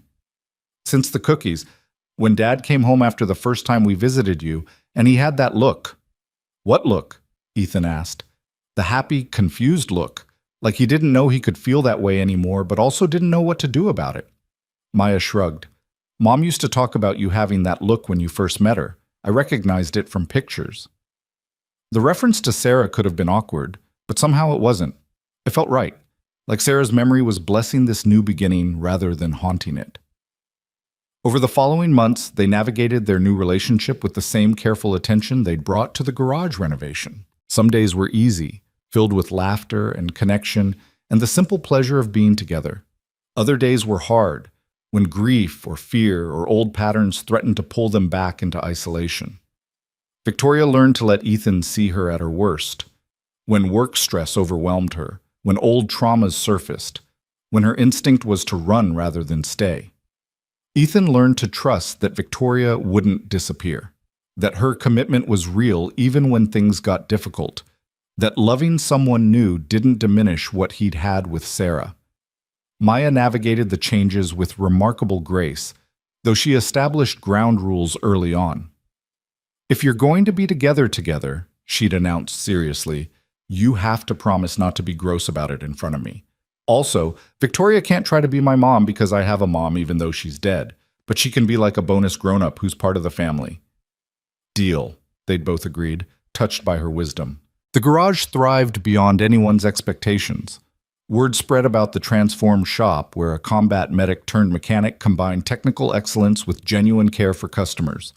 Victoria's business expertise helped streamline operations while Ethan's insistence on maintaining the personal touch kept it from becoming just another corporate venture. They found a balance that honored both their strengths. 6 months after the reopening, Ethan proposed a new name for the business, not replacing Cole's Auto Repair entirely, but adding a partner designation. Second Chance Garage was Maya's suggestion, inspired by a drawing she'd made of the garage with a rainbow arching over it, similar to the one she'd first drawn for Victoria in the hospital. Because everyone deserves a second chance, Maya had explained. Victoria got a second chance when Dad saved her life. Dad got a second chance when Victoria helped save the garage. And all the cars get second chances when they come here broken and leave fixed. It's perfect. Victoria had cried when she saw the new sign go up, Cole's Auto Repair and Second Chance Garage, where every car matters. It represented everything they'd built together, second chances at life, at love, at believing good things could still happen after loss and trauma and years of protecting yourself from connection. 1 year after the rainy night that had changed everything, Victoria stood in front of County General Hospital with Ethan and Maya, looking up at the building that had once represented her deepest fear. She'd called in favors, leveraged connections, and donated a substantial sum to fund the renovation of the emergency wing. Today they were here for the dedication ceremony. The new wing gleamed with modern equipment and thoughtful design, every detail chosen to make the space less intimidating, more welcoming. At the entrance, a plaque read, "The Sarah Cole Memorial Emergency Wing, in honor of those we've lost and those we've saved." "You didn't have to do this," Ethan said quietly, his voice thick with emotion. "Yes, I did. Sarah saved you, you saved me, and together we're building something that saves others." Victoria squeezed his hand. "Besides, Maya helped choose the colors. This is as much her project as mine." Maya stood between them, holding both their hands, her face serious as she looked at her mother's name permanently inscribed on the building. Mom would like this. She always said the best way to honor people who died was to help people who were living. Inside, Dr. Chen found them during the reception. "This is incredible what you've done. The new equipment, the redesigned triage system, the trauma-informed waiting areas, you've made this place better in ways that will save lives for decades." "We all played a part," Victoria said, gesturing to Ethan and Maya. "Every good thing I've done this past year traces back to that night, to being forced to face my fears and finding people who made me want to be braver." Dr. Chen smiled knowingly. "Fear is a powerful teacher when we're willing to learn from it. You learned well. That evening, the three of them sat in Victoria's backyard. She'd finally hired landscapers to create an actual outdoor space, watching the sunset paint the sky in shades of gold and pink. Maya was sprawled on a blanket with her latest book, while Ethan and Victoria occupied the new patio furniture, close enough to touch but comfortable in the silence. "I've been thinking," Ethan said eventually, "about the future, about where we go from here." Victoria's heart jumped, but she kept her voice steady. "And what did you conclude?" "That I'm tired of living in separate houses. That Maya asks every week why Victoria doesn't just move in with us since she's here almost every day anyway. That I want to wake up next to you without having to coordinate schedules or figure out logistics." "You're asking me to move in?" "I'm asking if you'd consider it. Not rushing, not demanding, just, would you think about it? About building a life together in the same space instead of commuting between two homes that are both too empty when we're apart?" Victoria thought about her Marina District house with its perfect minimalism and persistent echoes. She thought about Ethan's modest apartment with its comfortable chaos and evidence of love in every corner. She thought about what home actually meant, not square footage or property value, but the presence of people who chose you, who showed up, who made ordinary moments feel extraordinary. "Yes," she said simply. "I'd like that. Though we'll need more space than your current apartment. And less space than your current house," Ethan added with a smile. "Something in between. Something that's ours." "Ours," Victoria repeated, testing the word. A year ago she'd had everything and owned it all alone. Now she had less individual control but infinitely more richness, partnership, family, love that was messy and complicated and absolutely worth every risk. Maya looked up from her book. "Are you talking about moving in together? Because I have opinions about houses. They need good light for reading, and a big kitchen for making cookies, and a yard where we can get a dog." "A dog?" Ethan said weakly.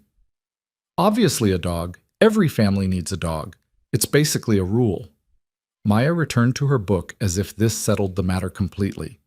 Victoria and Ethan exchanged glances, and Victoria saw her own emotion reflected in his eyes, joy and terror, and overwhelming gratitude that life could surprise you like this, could take your worst night and transform it into the beginning of your best life. 3 months later, they moved into a house that split the difference between Victoria's Marina District mansion and Ethan's cramped apartment. It had space for Maya's telescope and Victoria's home office and a garage where Ethan could work on personal projects. It had a kitchen big enough for family baking sessions and a yard where they eventually adopted a rescue dog that Maya named Chance. The house filled quickly with the accumulated evidence of blended lives. Maya's drawings everywhere, Ethan's tools organized in the garage, Victoria's business books sharing shelf space with children's literature and automotive manuals. Photos went up on the walls, a mix of old and new, honoring Sarah's memory while celebrating their present. On a quiet Sunday morning, 6 months after moving in, Victoria woke to find Ethan already up, standing at the bedroom window looking out at their yard where Maya was playing with Chance. She joined him, wrapping her arms around him from behind. "What are you thinking about?" she asked. "About how far we've come. About how a year and a half ago I was convinced my life had peaked at 25. That everything after Sarah was just going through motions until Maya was grown." His voice was soft, reflective. "And about how wrong I was. How much I would have missed if you hadn't collapsed in that parking lot. If I hadn't stopped. If we hadn't both chosen to be brave when everything in us wanted to run." I think about that night a lot too, about how close I came to dying alone, surrounded by success but completely isolated. About how you refusing to let me give in to fear quite literally saved my life in every way that matters. They stood there watching Maya, who'd convinced Chance to participate in some elaborate game that involved a lot of running and even more laughter. The simple domesticity of the moment felt more valuable than any corporate acquisition, more meaningful than any revenue report. "Thank you," Ethan said, turning to face Victoria, "for taking a chance on a struggling mechanic and his daughter, for showing up even when it was hard, for choosing us. Thank you for seeing me, really seeing me, when I was at my worst and deciding I was worth saving anyway." Victoria kissed him gently. "For teaching me that strength isn't the same as isolation, that vulnerability is actually courage, that families can be built from choice rather than obligation. Maya's voice carried through the open window. "Dad! Victoria! Chance learned a new trick. Come see!" They went, of course, because that's what family did. They showed up for the small moments, the ordinary mornings, the simple joys that accumulated into something extraordinary. They chose connection over safety, presence over protection, love despite its inherent risks. The garage continued to thrive, becoming known throughout the city as the place where skill met heart, where customers became friends, where second chances were offered freely. Victoria's company expanded into new markets, but she learned to delegate, to trust her team, to remember that success meant nothing if you had no one to share it with. Maya grew up surrounded by love from multiple directions. A father who showed her that grief didn't have to mean the end of joy, a bonus parent who demonstrated that strength came in many forms, and the memory of a mother whose courage lived on in the family they'd built from broken pieces. On the second anniversary of the night Victoria had nearly died in a parking lot, they returned to Marcello's restaurant, not because Victoria wanted to relive the trauma, but because she wanted to reclaim it, to prove that the worst night of her life had actually been the beginning of her best one. They sat in the private dining room where Victoria had once conducted business with calculated precision, but this time the meal was personal. Maya dressed up for the occasion, declaring it important to look fancy professional for special celebrations. Ethan wore the shirt Maya approved of, now joined by several others Victoria had helped him select. Victoria herself wore something elegant but comfortable, no longer needing armor because she was surrounded by people who loved her without pretense. 2 years ago tonight, Victoria said, raising her water glass in a toast, I learned that the scariest moments can also be the most transformative ones. That sometimes we have to lose everything, or almost lose everything, to discover what actually matters. To second chances, Ethan added, raising his own glass. To families you choose, Maya contributed, her juice glass held high. And to Chance the dog, who's probably destroying something at home right now. They laughed and clinked glasses, and Victoria felt tears slip down her cheeks. But these weren't tears of fear or loss, or the desperate isolation that had defined her for so long. These were tears of gratitude, of overwhelming joy, of recognition that life could surprise you even when you thought you had everything figured out. After dinner, they walked to the spot in the parking lot where everything had changed. The rain had returned, a gentle spring shower rather than the punishing storm of 2 years ago, but the symmetry wasn't lost on any of them. Right here, Victoria said, pointing to the space beside what had been her Mercedes but was now just another parking spot. This is where I collapsed, where I was convinced I was dying, where I thought my story was ending. And this is where I found you, Ethan said, standing beside her, where I decided that fear didn't get to win anymore, where both our stories actually began. Maya stood between them, one hand in each of theirs. Stories are funny like that. They don't always start where you think they will. Sometimes the scary parts are actually the important parts because they lead to the good stuff. Victoria looked at this child who'd taught her more about courage and connection than a decade of corporate success ever had, and at the man who'd refused to let her die in multiple senses of the word, and at the life they'd built together from the wreckage of loss and trauma and carefully constructed walls. Fear had brought them together, Victoria's fear of hospitals, Ethan's fear of failing another person, both their fears of connection after devastating loss. But courage had kept them together, the courage to show up, to try, to risk everything for the possibility of something better. The rain fell gently around them as they stood in that parking lot, no longer a place of near death, but a monument to transformation. To the night, fear collided with courage and love emerged from the wreckage. To the recognition that sometimes saving someone else's life was how you learned to save your own. Ready to go home? Ethan asked. Victoria smiled, squeezing both their hands. Ready. They walked back to the car together, a family built from choice and crisis and the extraordinary courage of ordinary moments. Behind them, the parking lot held only rain and pavement, and the ghost of a woman who'd nearly died there but had instead learned to live. Sometimes the bravest act wasn't being fearless. Sometimes it was refusing to let fear decide the ending. And sometimes, if you were incredibly lucky, you found people who helped you write a better story than you ever could have imagined alone. The rain washed everything clean as they drove home to a house filled with laughter and love, to a garage where second chances were offered daily, to a life built on the simple truth that showing up for each other was the most revolutionary act of all. In the end, that rainy night in the parking lot hadn't been about death at all. It had been about choosing life, messy, complicated, beautiful life, in all its terrifying and magnificent glory.